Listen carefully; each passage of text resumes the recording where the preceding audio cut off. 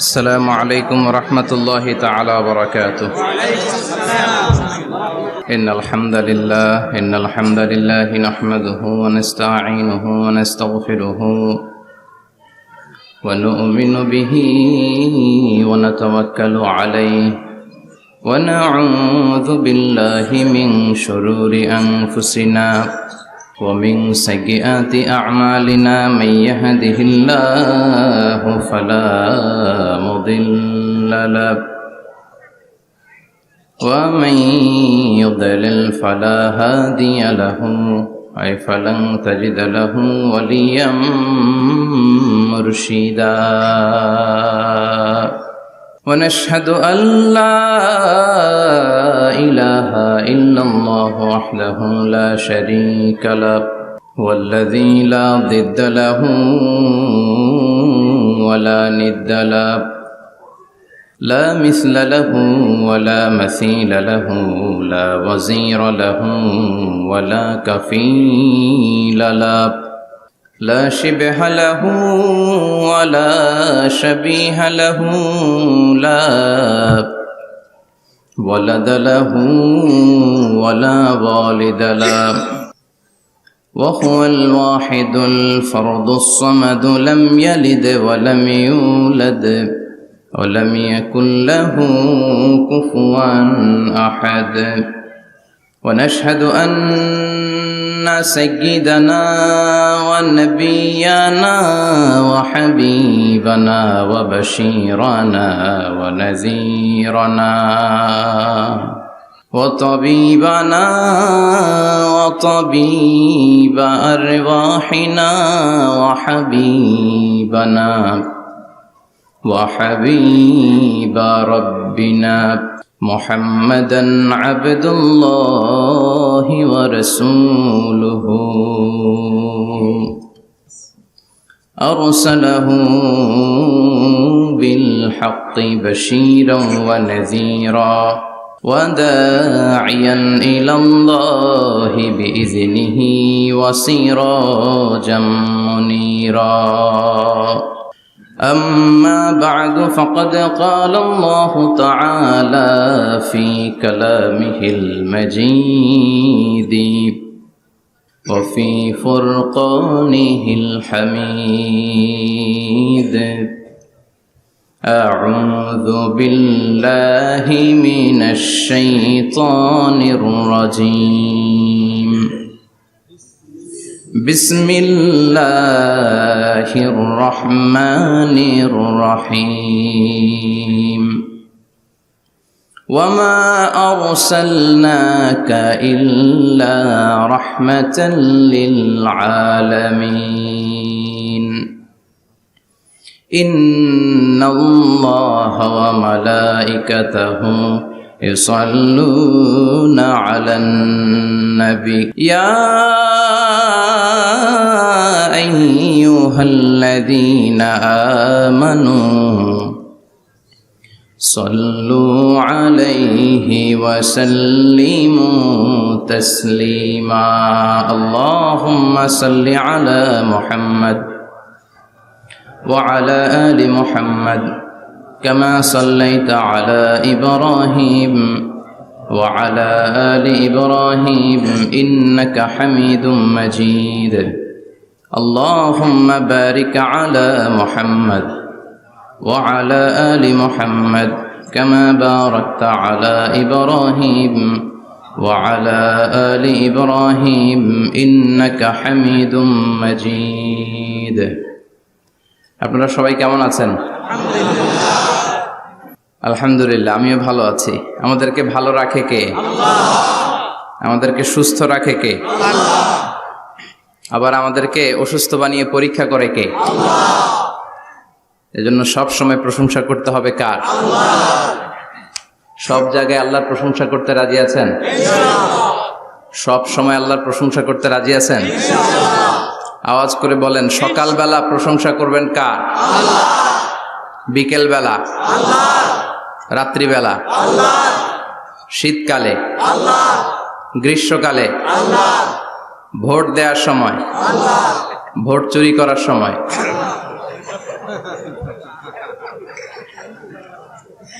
সব জায়গায় আল্লাহর প্রশংসা থাকার দরকার আছে না নাই?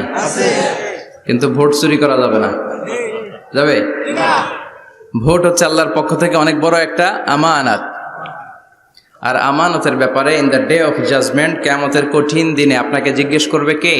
আল্লাহ। কুল্লুকুম রাঈন ওয়া কুল্লুকুম মাসউলুন আন রাইয়াতিহি। তোমরা প্রত্যেকে দায়িত্বশীল, আর তোমাদের প্রত্যেকের দায়িত্বের ব্যাপারে জিজ্ঞেস করা হবে। চিৎকার করে বলেন ঠিক কি না?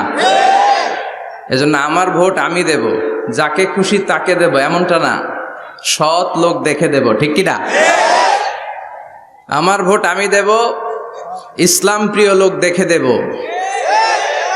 যারা ইসলামের পক্ষে থাকে, যারা জনগণের বন্ধু, যারা দেশের টাকা বিদেশে পাচার করে না, যারা এক কলমের খোঁচা মেরে কোটি টাকা উধাও করে দেয় না, যারা আমরা বন্যায় কষ্ট পেলে আমাদেরকে দেখতে আসে, এরকম নেতার দরকার আছে না নাই? আবার নেতা ভুল করলেও নেতাকে শুধরে দিতে হয়। ঠিক কি না? ইমাম সাহেব যদি মসজিদে নামাজ পড়াতে যে ভুল করে, পিছন থেকে শুধরে দিতে হয় না? ইমাম সাহেব নামাজ শুরু করেছেন, ওয়াদ-দুহা ওয়াল-লাইলি ইযা সাজা মা ওয়াদ্দাআকা রাব্বুকা ওয়া মা ক্বালা, এরপরে ভুলে গেছে, আর বের হয় না। এরকম হয় না? বিষ্ণু ঈসা ইসলামেরও হতো, সাহাবাদেরও হতো। ভুলে গিয়েছে, বের হয় না, তখন পেছন থেকে শুধরে দিতে হয়। তবে আগে সুযোগ দিবেন, তাকে আপনি চান্স দিবেন, তিনি আবার রিপিট করবে, রিপিট করে সূরাটাকে বের করে আনতে পারে কিনা ট্রাই করবে। 2-3 বার ট্রাই করার পরেও যদি না পারে, পিছন থেকে ঠিক করে দেওয়ার দরকার আছে না নাই? কিন্তু অনেকে আবার পিছনে উৎ পেতে বসে থাকে যে ইমাম ভুল করে কোন জায়গায়। তারাবির নামাজে আমাদের দেশে এই ঝামেলা আছে না নাই? এক হাফেজ সাহেব নামাজ পড়ে, আর এক হাফেজ সাহেব পিছন থেকে কোথায় ভুল হয় একটু দেখি। এই নিয়তে যদি আপনি হেফজ করেন, আপনার দিনও শেষ, দুনিয়াও শেষ, আখিরাতটাও বরবাদ। জোরে বলেন ঠিক কিনা? ভুল হতেই পারে, মানুষ ভুলের ঊর্ধ্বে নয়। কুল্লুকুম খাত্তা, তোমরা সবাই ভুল করো। ওয়া খায়রুল খাত্তাইনা তাওয়াবুন, আর এই ভুলকারীদের মধ্যে আল্লাহর কাছে শ্রেষ্ঠ ভুলকারী যে লোক ভুল করার পরে তওবা করে কার কাছে? আল্লাহর কাছে। আল্লাহর কাজই তওবা কবুল করা। গাফিরিজ যামবি ওয়া কাবিলিত তাওব। আমরা ভুল করব, শয়তান ওয়াসওয়াসা দিবে, আর আল্লাহ মাফ করবে। ঠিক কি না? কি আল্লাহ আমরা পাইছি, উনি মাফ করার জন্য বসে থাকে 24/7, সপ্তাহের 7 দিন, মাসের 30 দিন, দিনের 24 ঘন্টা তিনি বসে থাকেন। কখন আমার বান্দা চোখের পানি ছেড়ে আমার কাছে ক্ষমা চায়, আর আমি আল্লাহ ক্ষমা করে দিব। শয়তান আল্লাহকে চ্যালেঞ্জ দিয়েছিল, আল্লাহ আপনি তো জান্নাতে ঢোকাতে পারবেন না, এতগুলো জান্নাত কেন বানালেন? জাহান্নাম আরো বেশি হলে ভালো হতো। আল্লাহ বললেন কেন? শয়তান বলে, আল্লাহ এই সবগুলারে আমি ওয়াসওয়াসা দিয়ে, মুনাফিক বানিয়ে, নাস্তিক বানিয়ে জাহান্নামে ঢুকাবো। আমি চ্যালেঞ্জ দিলাম, ডান দিক থেকে ধোকা দেব, বা থেকে, সামনে থেকে, পেছন থেকে, নিচ থেকে, রগের শিরা উপশিরায় ঢুকে, মাজরাত দাম যেখান দিয়ে রক্ত চলাচল করে, ওখানে ঢুকেও আমি ধোকা দেব। তো আপনি জান্নাতে ঢুকাবেন কেনমে? আল্লাহ বললেন তুমি আমারও চ্যালেঞ্জ দাও, এত বড় সাহস? আমি তো সব রাজার বড় রাজা, মহারাজা। চিৎকার করে বলেন ঠিক কিনা? মহারাজার সাথে চ্যালেঞ্জ দেয়া যায় না। তুমি আমাকে চ্যালেঞ্জ দাও, ওকে ডান, আই টেক ইউর চ্যালেঞ্জ। আমিও তোমার চ্যালেঞ্জ নিলাম। তুমি আজীবন ধোকা দিবা, আজীবন তুমি গুমরা করবা, বেনামাজি বানাবা, জালিম বানাবা, কিন্তু আমার বান্দা কোনো তাফসীরুল কোরআনের মাহফিলে এসে, কোন এক ওয়াক্তের নামাজে মসজিদে ঢুকে, অথবা মাঝরাতে ঘুম ভেঙে গেলে তাহাজ্জুদের জায়নামাজে চোখের পানি ছেড়ে যখন ক্ষমা চাইবে, আমি সব গুনাহ মাফ করে দেব, তুই কি করবি? চিৎকার করে পড়েন আল্লাহু আকবার। এজন্য ভুল নাই এমন কোন মানুষ নাই, ভুল হয়নি শুধু নবীদের, এজন্য তারা মাসুম। আহলুস সুন্নাহ ওয়াল জামাআর ইতিকাদ হচ্ছে নবীদের কোনো ভুল নাই। ঠিক কি না? ছোটখাটো যে ব্যাপারগুলো ঘটেছিল সেগুলো আল্লাহ অবশিষ্ট থাকতে দেননি, সেগুলোকে আল্লাহ ঠিক করে দিয়েছেন। চিৎকার করে পড়েন সুবহানাল্লাহ। এজন্য ইমাম যদি ভুল করে, আপনারা পেছন থেকে চান্স দিবেন ওনাকে শুধরে নেয়ার, কিন্তু উনি শুধরে নিতে পারছেন না, তখন পেছন থেকে লোকমা দেওয়ার দরকার আছে না নাই? তো এই জন্য ইমাম যদি ভুল করে, পেছন থেকে শুধরে দিতে হয়। ইমাম শব্দের অর্থ নেতা। মসজিদের যিনি ইমাম উনি আমাদের নেতা, আর সমাজে যারা থাকে তারা কি কয়? পাবলিক। এরাও নেতা। সমাজের নেতা তো আরো বড় নেতা, ঠিক কিনা? নেতা যত বড়, ভুল করার সম্ভাবনাও তত। এজন্য মসজিদের নেতাকে যেমনি আমরা শুধরে দিয়েছি, সমাজের নেতারাও ভুল করলে শুধরে দিতে হবে। চিল্লায় বলেন ঠিক কিনা? এজন্য আপনার এই আমানত যে কোনো জায়গায় ব্যবহার করা যাবে না। যাকে মন চায় তাকে ভোট দেওয়া যাবে না। ভালো লোক দেখে। আমরা বিএনপি বুঝি না, আওয়ামী লীগ বুঝি না, জাতীয় পার্টি বুঝি না, জামাত ইসলাম বুঝি না, ঐক্যফ্রন্ট বুঝি না, কিচ্ছু বুঝি না। আমরা সাধারণ মানুষ বুঝি, যারা ইসলাম প্রিয়, যারা কোরআন প্রিয়, যারা আল্লাহকে ভালোবাসে, যারা জনগণের সুখে দুঃখে থাকে, তাদেরকে আমরা ভোট দিয়ে জয়যুক্ত করব। চিৎকার করে বলেন ঠিক কিনা? আল্লাহ আমাদেরকে সহি সমঝ দান করুক। আমরা পড়ি আমিন। আসুন আমরা ফরমালি আজকের এই বিশাল প্রোগ্রাম থেকে আল্লাহকে অফিসিয়ালি একটা থ্যাঙ্কস জানাই, ধন্যবাদ জানাই যে আল্লাহ তাআলা এত রাতেও এই চমৎকার পরিবেশে বসবার তৌফিক এনায়েত করে দিয়েছেন। নির্বাচনের কারণে এত বড় গ্যাদারিং করা যায় না, আসলে এটা বাস্তবতা। কোত্থেকে কি হয়ে যায়, এজন্য অনেক জায়গায় অনুমতিও দিতে চায় না। আবার অনেক জায়গার জনপ্রতিনিধিদের আবার অ্যালার্জি আছে, এরা মাহফিলের নাম শুনলেই অ্যালার্জি শুরু হয়ে যায়। আছে না নাই? এই এলাকার জনপ্রতিনিধি খুব ভালো, ইসলাম প্রিয়, এত বড় গ্যাদারিং কিন্তু কোনো বাদ সাধে নেই। তার মানে এরা ইসলামের পক্ষে, ঠিক কিনা? যারাই ইসলামের পক্ষে তাদের জন্য আমাদের অন্তর থেকে দোয়া আছে না নাই? আর যারাই ইসলামের বিপক্ষে, whoever you are, I don't care, তুমি যেই হও না কেন, তুমি যদি ইসলামের বিপক্ষে যাও, তোমার জন্য আমার অন্তরে এক ফোঁটা দরদ নাই। এজন্য যারা এই প্রোগ্রামের অনুমতি দিয়েছেন তাদেরকে শুকরিয়া জানাই। পুলিশ প্রশাসনের ভাইরা অনেক সময় এসে থাকেন, তাদেরকেও শুকরিয়া জানাই। মিডিয়া কর্মী তো আজকে অনেক চলে আসছে, আমাদেরকে এখন কথা বলতে গেলে অনেক মাপযোগ করে কথা বলতে হয়। এজন্য মিডিয়াটাকে আমাদের ভালোভাবে কাজে লাগাতে হবে। সম্মানিত ভাইরা, আসুন আমরা অফিসিয়ালি আল্লাহকে একটা থ্যাঙ্কস দেই যে আল্লাহ তাআলা আমাদেরকে এখানে আসার বসার, মহাবিশ্বয় মহাগ্রন্থ আল কোরআন থেকে কথা শুনবার তৌফিক এনায়েত করলেন। আমরা হৃদয় নিংড়ানো মনের সবটুকুন ভালোবাসাকে উজাড় করে দিয়ে, সিংহ শার্দুলের মতো গর্জন করে, আকাশ বাতাস প্রকম্পিত করে, মন প্রাণ বুক মুখ একসাথে করে, দেহের সবটুকুন শক্তি গলার মাঝ বরাবর এনে চিৎকার করে পড়ি রাসূলের শেখানো শুকরিয়া বাণী কালিমাত শুকর, আলহামদুলিল্লাহ। সবাই পড়েন রব্বানা লাকাল হামদ হামদান কাসীরান তাইয়িবান মুবারাকান ফীহি ইয়া রাব্বি লাকাল হামদু কামা ইয়ানবাগি লিজালালি ওয়াজহিকা ওয়া আযীমি সুলতানিকা লাকাল হামদু বিল ঈমান লাকাল হামদু বিল ইসলাম লাকাল হামদু বিল কোরআন। আমরা প্রশংসা করলাম কার? আল্লাহর প্রশংসা করতে ভালো লাগে? যে বান্দা প্রশংসা করে বেশি বেশি, আল্লাহ তার উপর খুশি হয়ে যায়। বান্দা যখন কিছু খায়, খেয়ে বলে আলহামদুলিল্লাহ, আল্লাহ তার উপর খুশি হয়ে যায়। বান্দা যখন কিছু পায়, পেয়ে যদি বলে আলহামদুলিল্লাহ, আল্লাহ নেয়ামতের বাড়িধারা তার উপর আরো বাড়িয়ে দেয়। লা ইন শাকারতুম লা আযীদান্নাকুম ওয়া লা ইন কাফারতুম ইন্না আযাবী লাশাদীদ। নেয়ামতের শুকরিয়া করলে আরো বাড়িয়ে দেব। আমার খাজানা, আমার ধন ভান্ডার যে কত বিশাল, তোমাদের কোনো ধারণাই নাই। আল্লাহু আকবার। হাদিসে কুদসিতে আল্লাহ বলেন, ইয়া ইবাদি, হে গোলামেরা, লাউ আন্না আউওয়ালাকুম ওয়া আখিরাকুম ওয়া ইনসাকুম ওয়া জিন্নাকুম কামু আলা সাঈদিন ওয়াহিদ।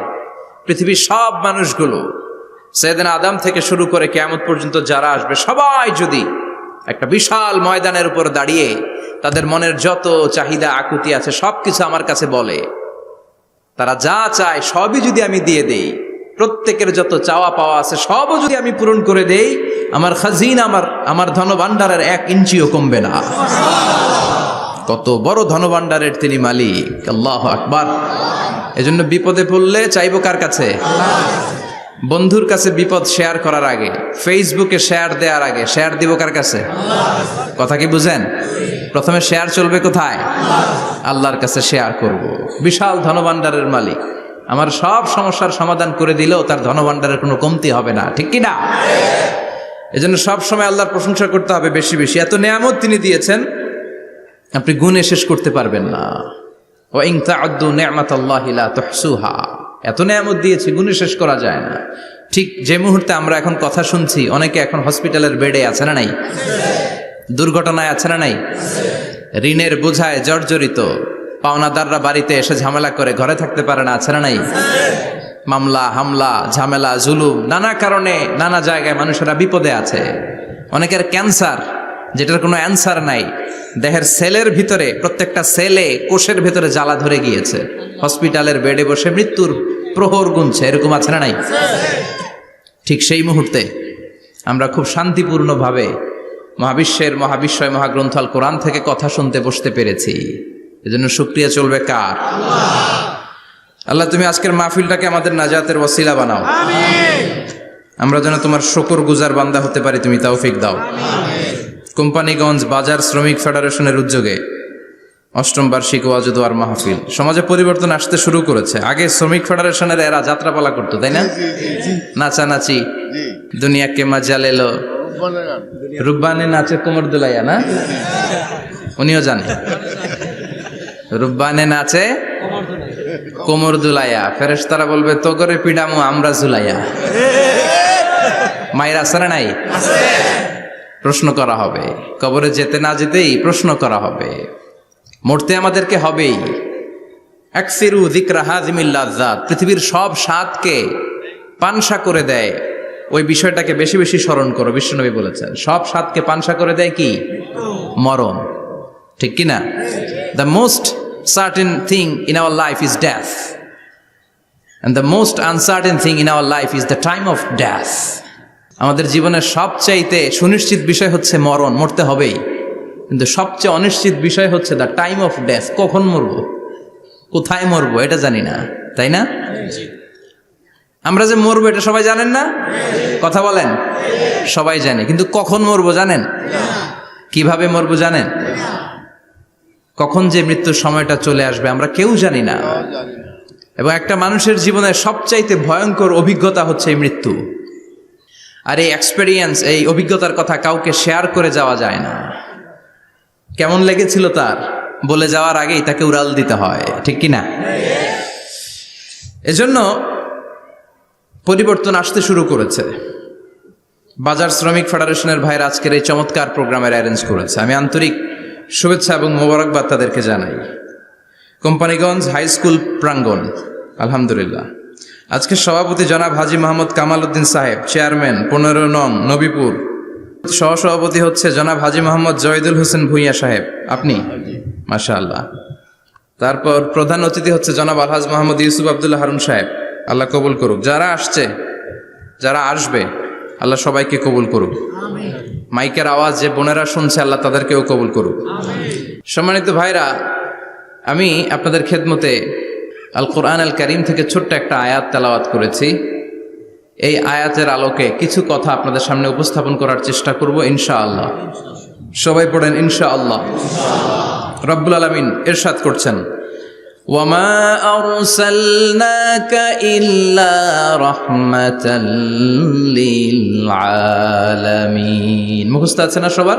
পড়েন, ওয়ামা আরসালনাকা ইল্লা রাহমাতাল লিল আলামিন। সূরাতুল আম্বিয়ার ছোট্ট একটা আয়াত, যে সূরাটা আল্লাহ তাআলা নবীদের জন্য ডেডিকেট করেছেন। এখানে আল্লাহ বলছেন, ওমা আরসালনাকা ইল্লা রাহমাতাল লিল আলামিন, I have sent you as a mercy, as a rahmah, as a barakah, as a blessings for the whole world, for the entire world. ও নবী, আপনি গোটা বিশ্বের জন্য রহমত, শুধু মানব গোষ্ঠীর জন্য না, শুধু দানব গোষ্ঠীর জন্য না, জিনদের জন্য না, প্রাণীকুলদের জন্য না, শুধু ফেরেশতাদের জন্য না, গোটা বিশ্বের জন্য বিশ্বনবীকে রহমত বানিয়ে পাঠিয়েছে কে? সবার জন্য রহমত। খোশ মেজাজের মানুষ ছিলেন, নরম দিলের মানুষ ছিলেন। ফাবিমা রাহমাতিম মিনাল্লাহি লিনতা লাহুম ওয়ালাউ কুনতা ফাযযান গালিযাল কলবি লান ফাদ্দু মিন হাওলিক। আল্লাহ বললেন, ও নবী, আপনার হৃদয়টা বড় নরম, সফট হার্টেড মানুষ আপনি, কোমল হৃদয়ের মানুষ আপনি, খোশ মেজাজের মানুষ।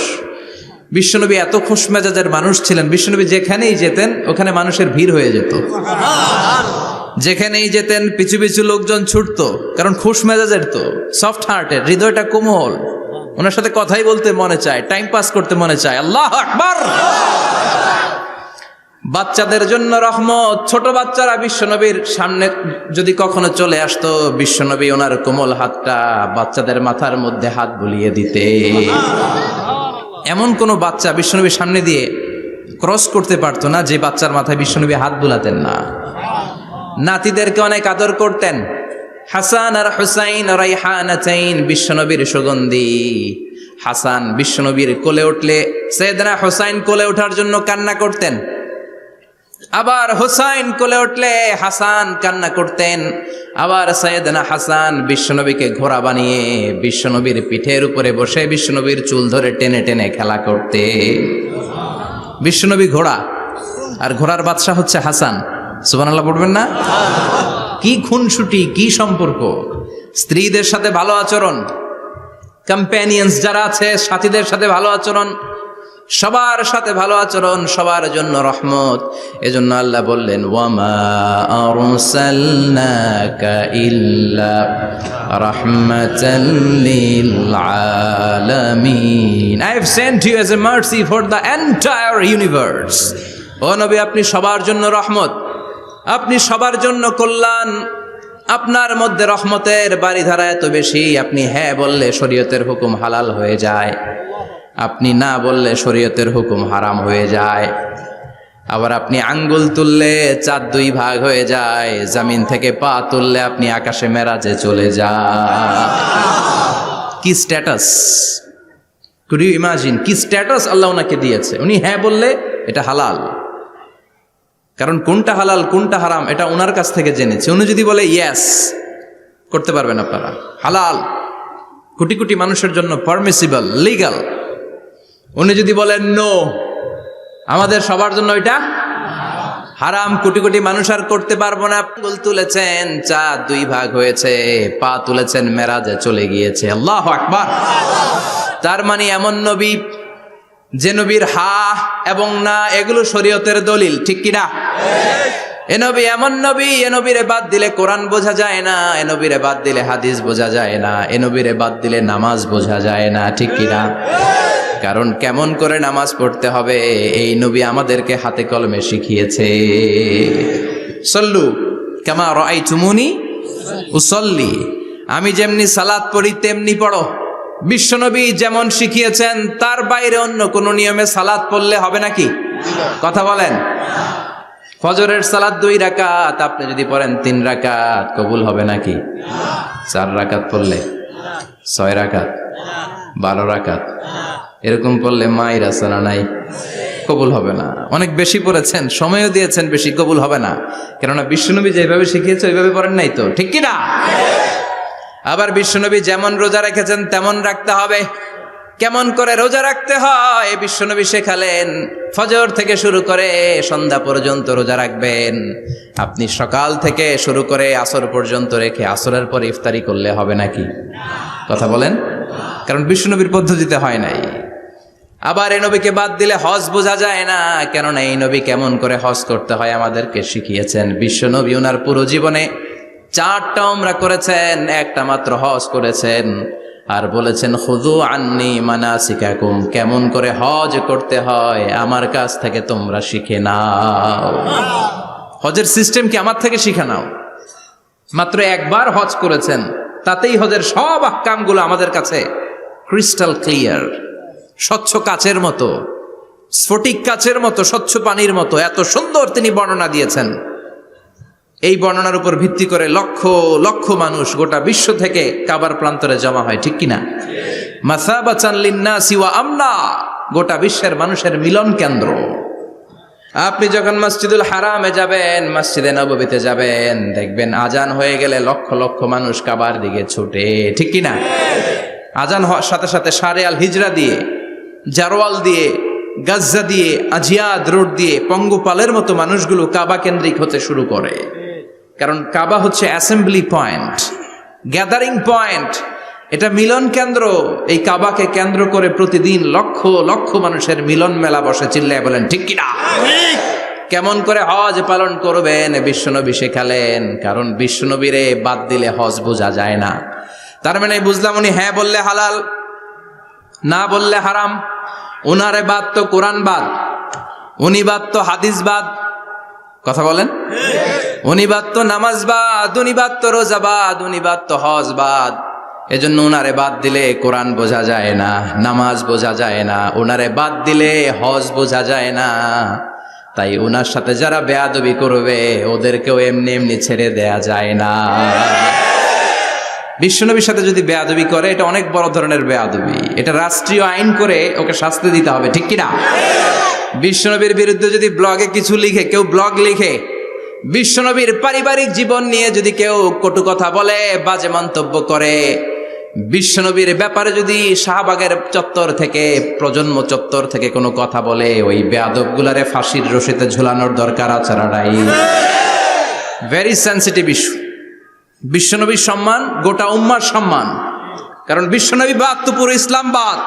এজন্য আমার নবীর বিরুদ্ধে কথা বললে ওর সাথে আমাদের কোনো কথা নাই, চিল্লায় বলেন ঠিক কিনা? এই সেন্সিটিভ ইস্যুতে আমরা সবাই এক। এখানে জামাত ইসলাম নাই, হেফাজতে ইসলাম নাই, তাবলীগ নাই, আলিয়া নাই, কওমি নাই। বিশ্বনবীর সাথে বেয়াদবি করলে ওগুলোকে রাষ্ট্রীয়ভাবে ফাঁসি দেওয়ার দরকার, শাস্তি দেওয়ার দরকার আছে না নাই? সবাই একমত? এই বেয়াদবগুলোর সাথে আমাদের কোনো সম্পর্ক নাই, চিল্লায় বলেন ঠিক কিনা? এই বেয়াদবগুলো যদি নবীর ব্যাপারে আর কিছু বলে সবাই মাঠে নামতে রাজি আছেন তো? এদের বিরুদ্ধে মুষ্টিবদ্ধ হাত নিয়ে ময়দানে থাকতে রাজি আছো তো মুসলমান? কারা কারা রাজি হাত তুলে আল্লাহর দেখা।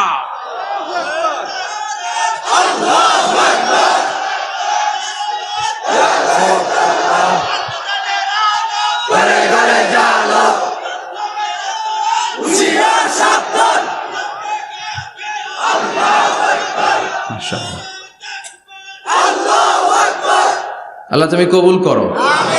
বিশ্বনবীর ভালোবাসা যেন আমরা অন্তরে রাখতে পারি, তুমি তৌফিক দাও। বিশ্বনবীর অনুসরণ এবং ভালোবাসা ছাড়া আল্লাহকে পাওয়া যাবে? আল্লাহকে যে পাইতে চায় হাজরাতের অনুসরণে, আরশ কুরসি লৌহ কালাম না চাইতে পেয়েছে সে। হাজরাতের অনুসরণে আরশ কুরসি লৌহ কালাম না চাইতে পেয়েছে সে। সুবহানাল্লাহ পড়েন। এজন্য আল্লাহ বললেন, নবী আপনাকে আমি গোটা বিশ্বের মানুষের জন্য রহমত করে পাঠালাম, আবার আপনার চরিত্রটা গোটা বিশ্বের মানুষের জন্য আমি মডেল করে দিলাম। আল্লাহু আকবার। ওয়া ইন্নাকা লাআলা খুলুকিন আযীম। ও নবী, চমৎকার একটা চরিত্রের উপরে আমি আপনাকে প্রতিষ্ঠিত রেখেছি। And verily you are on a very good standard of character. ও নবী, আপনার চরিত্রটা বড় সুন্দর। আপনার চরিত্রের মতো গোটা বিশ্বের কারো চরিত্র হতে পারে পা থেকে মাথা পর্যন্ত বিশ্বনবীর চরিত্রে একটা কালো দাগ বসানোর মতো ক্ষমতা কারো আছে নাকি? কারণ বিশ্বনবীর চরিত্র হলো কোরআনের চরিত্র। মা আয়েশাকে বলা হলো, মা আমাদের পেয়ারা নবীর চরিত্র কেমন ছিল আমাদেরকে বলে শোনান। মা আয়েশা বললেন, ও সাহাবীরা, বিশ্বনবীর চরিত্র ছিল কোরআনের চরিত্র। কানা খুলুকুহু আল কোরআন। বিশ্বনবীর চরিত্র ছিল কোরআনের চরিত্র। পুরো কোরআনে 30 পারাতে থিওরিটিক্যালি যা বলে শোনানো হয়েছে, বিশ্বনবীর জীবনীতে চরিত্রে প্র্যাকটিক্যালি ওই সব কিছু করে দেখানো হয়েছে। পুরো কোরআনে 30 পারাতে থিওরিটিক্যালি যা বলা, বিশ্বনবীর চরিত্রে প্র্যাকটিক্যালি সেটা করে দেখানো। সুবহানাল্লাহ বাড়িতে যে বলেন। আবার বিশ্বনবীর আরেক স্ত্রী উম্মে সালামা বলতেন, ইনদামা ইয়ামশি রাসূলুল্লাহি আলাল আরদি কাআন্নাল কুরআনা ইয়ামশি আলাইহি। যখন বিশ্বনবী রাস্তার উপর দিয়ে হেঁটে যেত, মনে হয় কোরআন শরীফটা রাস্তার উপর দিয়ে হেঁটে হেঁটে যায়। কোরআনুল কারীম রাস্তা দিয়ে হেঁটে হেঁটে যাচ্ছে, মনে হচ্ছে যে এটা বিশ্বনবী নয়, এটা জীবন্ত কোরআন। পড়েন আল্লাহু আকবার। এজন্য এই নবীকে আল্লাহ এমন স্ট্যাটাস দিয়েছেন, পৃথিবীর কোন নবীকে তেমন স্ট্যাটাস দিয়েছে নাকি? এই নবীকে আল্লাহ এমন মর্যাদা দিয়েছে, গোটা বিশ্বের কাউকে এমন মর্যাদা দিয়েছে নাকি? এমন কিছু গুণাবলী, ক্যারেক্টারিস্টিক্স আল্লাহ বিশ্ব নবীকে দিয়েছে, পৃথিবীর কোন নবীকে সেগুলো দেয় নাই। সুবহানাল্লাহ।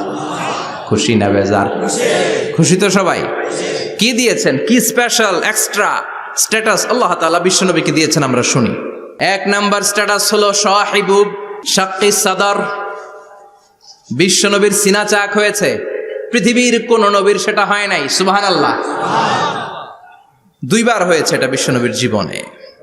হালিমাতু সাদিয়ার বাড়িতে যখন দুধ পান করতে গিয়েছিল তখন হয়েছিল, আবার মেরাজের রাতে হয়েছিল। উম্মে হানির ঘর থেকে চলে সাইয়েদনা জিব্রাইল বিশ্বনবীকে হাতিমে কাবায় শুইয়ে দিলেন, এরপর গলার নিচ থেকে শুরু করে নাভি পর্যন্ত বুকটা কেটে ফেললেন, বিশ্বনবীর হৃদয়টাকে বের করলেন, জামজামের পানি দিয়ে ধৌত করলেন, আবার পেটের ভেতরে হৃদয়টাকে ঢুকিয়ে দিলেন। দিস ইজ কল্ড শাক্কে সাদার। উর্দু ফার্সিতে বলে সিনা চাক, ইংরেজিতে বলে ওপেন হার্ট সার্জারি। সুবহানাল্লাহ পড়বেন না? আমাদের অনেকের ওপেন হার্ট সার্জারি হয় না, গলা থেকে নাভি পর্যন্ত কাটা, সেলাই করে দিলে আবার বাঁচে। এটা বিশ্বনবীর সিনা চাক থেকে আবিষ্কার হয়েছে। পড়েন আল্লাহু আকবার। যে সমস্ত সাহাবারা বিশ্বনবীকে খালি গায়ে দেখেছে, উদম গায়ে দেখেছে, তারা বর্ণনা করেছে দুইটা কাপড় মাঝখান দিয়ে সেলাই করলে যেমনি দাগ দেখা যায়, আমরা বিশ্বনবীর গলা থেকে নাভি পর্যন্ত এরকম সেলাইয়ের দাগ দেখতে পেয়েছি। শাক্কুস সাদর, special status of the last Messenger Muhammad সাল্লাল্লাহু। আর কোন নবীকে আল্লাহ এটা দেয় নাই। খুশি না বেজার? আবার উনি হলেন সাহিবুল মেরাজ। উনার মেরাজ হয়েছে, আর কোন নবীর হয়েছে নাকি? কথা বলেন। বিশ্বনবীর হৃদয়টা বড় ভাঙা, কলিজার টুকরা স্ত্রী খাদিজা নাই, যাকে সবচেয়ে ভালোবাসতেন, সবচেয়ে প্যার করতেন, যাকে মাহাব্বাত করতেন। এবং সাইয়েদাতুনা খাদিজার জন্য বিশ্বনবী মা আয়েশাকে ধমকও দিয়েছেন। সাইয়েদাতুনা খাদিজার কথা যখন বিশ্বনবী বলে বেড়ায় মা আয়েশার কাছে, খাদিজার কথা বললে মা আয়েশা বলতেন, ও নবী, কোন জাহিলি যুগে এক বুড়ি মহিলার সাথে আপনার বিয়ে হয়েছিল, মরে গিয়েছে, কবরে শুয়ে আছে। ওই মহিলার পরে কত সুন্দরী সুন্দরী নারীরা আমরা আপনার ঘরে আসলাম, তারপরে ওই বুড়ির কথা আমাদেরকে বলেন কেন? ওই বুড়ির কথা শোনান কেন? বিশ্বনবী রেগে গেলেন। সাইয়েদাতুনা খাদিজাকে বুড়ি বলার কারণে বিশ্বনবী মা আয়েশার চোয়ালটা এইভাবে চেপে ধরেছে। কোনোদিন স্ত্রীর গায়ে হাত তোলেননি, শুধু এই একবার খাদিজাকে বুড়ি বলার কারণে মা আয়েশার থুতনি চেপে ধরেছিলেন। আল্লাহু আকবার। আবার বিশ্বনবী বলতেন, রুজিকতু হুব্বাহা, খাদিজার ভালোবাসা আল্লাহ আমার হৃদয়ে ঢুকিয়ে দিয়েছে। আবার বিশ্বনবী দোয়া করলে বলতেন, ও আল্লাহ, ওই কিয়ামতের ময়দানে যেদিন বন্ধু বন্ধুরে চিনবে না, বাবা ছেলেরে চিনবে না, মা তার মেয়েরে চিনবে না, পীর সাহেব মুরিদরে চিনবে না, মুরিদ পীর সাহেবরে চিনবে না, ওই কঠিন দিনে যেন আমি আমার কলিজার টুকরা খাদিজারে ভুলে না যাই। ওই কঠিন দিনে আমি যেন আমার খাদিজারে চিনতে পারি। সুবহানাল্লাহ। তার মানে ভালোবাসা বেশি না কম? সাইয়েদাতুনা খাদিজা ইন্তেকাল করলেন, জাবালে হাজুনের পাশে ওনার কবর। যারা হজ উমরা করতে গিয়েছেন দেখেছেন না, মক্কা একটা কবর আছে, এটা মাকবারাতুল মাআলা। মাআলা, কিন্তু এটারে বাংলাদেশিরা বলে জান্নাতুল মুআল্লা। কি বলে? এটাতে জান্নাতুল মুআল্লা বলবেন না, কারণ এই কবরস্থানে অনেক কাফির মুশরিকেরও কবর আছে, তো ওদের কবরস্থান কি জান্নাত হইতে পারে? এটাকে মাকবারা বলবেন। মাকবারা মাআলা বা মুআল্লা, আর মদিনায় হচ্ছে মাকবারাতুল বাকিয়া। মুআল্লা কবরস্থান মক্কায়, আর বাকি কবরস্থান মদিনায়। এর পাশে বিশাল এক পাহাড়, হেরেম শরীফ থেকে দেখা যায় জাবালে হাজুন, এর পাদদেশে বিশ্বনবী নিজ হাতে সাইয়েদাতুনা খাদিজাকে কবর দিয়েছেন। কবর দিয়ে সবাই চলে যায়, বিশ্বনবী যায় না। দাঁড়িয়ে দাঁড়িয়ে কাঁদতে লাগলেন। সাইয়েদনা আবু বকর বলে, নবী চলেন ঘরে ফিরে যাই। বিশ্বনবী বললেন, তুমি যাও, আমি যাব না। যেই মহিলাটাকে এইমাত্র কবর দিলাম সাধারণ মহিলা না, আমার বিপদের দিনের সঙ্গিনী খাদিজা। আজীবন আমাকে ছাতার মতো শেল্টার দিয়েছে, সমস্ত সম্পদ আমার পায়ের সামনে বিছিয়ে দিয়েছে রে আবু বকর। কি প্যার করতেন বিশ্বনবীকে। সাইয়েদাতুনা খাদিজা ইন্তেকাল করলেন, চাচা আবু তালেব ইন্তেকাল করল। দাওয়াত দেওয়ার জন্য বিশ্বনবী ওই তায়েফের ময়দানে গেলেন। তায়েফের ছেলেরাও পাথর মেরে বিশ্বনবীর দেহটারে ঝাঁঝরা করে দিল। বলেন ঠিক কিনা? খেয়ে না খেয়ে দিন প্রচারের কাজে নিজেকে দিয়েছ বিলিয়ে, তায়েফের কাফিরেরা চিনল না সে আলো, দুষ্ট ছেলেদের পিছু দিল লেলিয়ে। পাথরের আঘাতে ক্ষত বিক্ষত হয়ে সারা শরীর থেকে রক্ত ঝরে।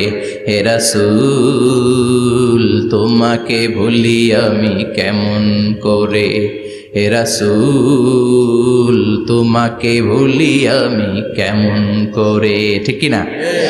খাদিজা নাই, আবু তালেব নাই, তায়েফে যে মার খেয়ে আসলেন, অন্তরটা একেবারে ভাঙা, আর মন বসে না, কিচ্ছু ভাল লাগে না।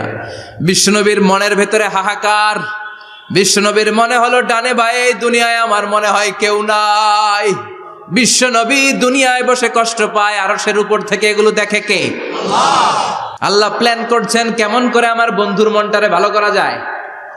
বিশ্বনবীকে স্পেশাল সারপ্রাইজ দেওয়ার জন্য আল্লাহ প্ল্যান করলেন। জিব্রাইল ডেকে বললেন, ও জিব্রাইল, আমার পেয়ারা নবীকে স্পেশাল সারপ্রাইজ দিব, কিন্তু এই সারপ্রাইজের গিফটটা তোমার হাত দিয়ে আমি দিতে চাই না, তুমি দিয়ে আসলে হবে না। আমার পেয়ারা নবীকে দুনিয়া থেকে টান দিয়ে আমার আরশের উপরে নিয়ে আসো। সাহিবুল মেরাজ, যেই নবীর মেরাজ হয়েছে আর কোন নবীর হয় নাই। এই মেরাজ করতে যে কত কাণ্ড, কত প্ল্যান প্রোগ্রাম আল্লাহর। টাইমের স্পিডকে আল্লাহ থামিয়ে দিলেন। মক্কা থেকে উঠিয়ে বিশ্বনবীকে এক মরুভূমিতে রাখা হলো রাতে। বললেন দোয়া করেন। দোয়া করে বিশ্বনবী বললেন, ভাই জিবরাইল, এটা কোন জায়গা, কোথায় দোয়া করব? সাইয়েদনা জিবরাইল বলেন, নবী, কিছুদিন পরে এই জায়গায় আপনি হিজরত করে আসবেন, এই জায়গার নাম ইয়াসরিব, মদিনা। দোয়া করলেন। আবার সেখান থেকে তুলে এক পাহাড়ে রাখা হলো, নবী দোয়া করেন। দোয়া করে নবী বললেন, এটা কোন পাহাড়? অন্ধকার, আমি তো কিছু চিনি না। সাইয়েদনা জিবরাইল বললেন, নবী, এটা সাধারণ পাহাড় নয়, এই পাহাড়ের কথা আল্লাহ কোরআনে বলেছেন, এই পাহাড়ের কসম আল্লাহ কোরআনে খেয়েছেন। এই পাহাড়টা হলো আপনার ভাই মুসার পাহাড়, তুর পাহাড়। তুর পাহাড়ে তিনি দোয়া করলেন। কত কিছু করে বিশ্বনবীকে আল্লাহর আরশে নিয়ে যাওয়া হলো। সাহিবুল মেরাজ। বিশ্বনবী ছাড়া আর কোন নবীর কি এরকম মেরাজ হয়েছে? সবাই বলেন হয়েছে। এরপর উনি হলেন সাহিবুস শাফা, শাফাতের মালিক। বিশ্বনবী ছাড়া কিয়ামতের ময়দানে কেউ আমাদের জন্য সুপারিশ করতে পারবে না। পাগল হয়ে যাব আমরা। সূর্যটা মাথার কাছে, ক্ষুধায় তৃষ্ণায় জিহ্বাটা কুকুরের মতো বের হয়ে ঝুলতে থাকবে। মাথার মগজগুলো গলে গলে নাকের ছিদ্র দিয়ে, কানের ছিদ্র দিয়ে বেয়ে বেয়ে পড়তে থাকবে। বাবা ছেলের দেখলে দিবে দৌড়, বলবে চিনি না, ইয়া নাফসি, আল্লাহ আমারে বাঁচাও। ঠিক কিনা? পীর সাহেব মুরিদ রে বলবে চিনি না, মুরিদ পীর সাহেব রে বলবে চিনি না, ভাই ভাই রে চিনবে না। সব নবী আর সব উম্মতের একটাই জিকির, ইয়া নাফসি, ইয়া নাফসি। নবীও জিকির করে ইয়া নাফসি, উম্মতও জিকির করে। সবাই সাইয়েদনা আদম রে ধরবে, সাইয়েদনা আদম বলবে আমি পারবো না। নূহের কাছে যাও, সাইয়েদনা নূহ বলবে পারবো না। ইব্রাহিমের কাছে যাও, সাইয়েদনা ইব্রাহিম বলবে পারবো না। মুসা আলাইহিস সালামের কাছে যাও, মুসা আলাইহিস সালাম বলবেন পারবো না। ঈসা আলাইহিস সালামের কাছে যাও, সাইয়েদনা ঈসা আলাইহিস সালাম বলে এত জায়গায় ঘুরে লাভ নাই, জায়গা মতো যাও মিয়া, জায়গা মতো যাও। মাকামে মাহমুদে বিশ্বনবীকে সেজদায় পড়ে থাকতে দেখবা। ওই নবী ছাড়া আজকের এই ভয়ঙ্কর আমাদের সবার বিপদের দিন। এই বিপদের দিনে আল্লাহর সামনে দাঁড়িয়ে কথা বলার মতো সাহস আজকে কারো নাই। বিশ্বনবী কাঁদতে থাকবেন, সেজদায় পড়ে কাঁদবেন। সবার জিকির ইয়া নাফসি, ইয়া নাফসি। বিশ্বনবীর জিকির ইয়া উম্মতি। কাঁদতে কাঁদতে নবী আমার বেহুশ।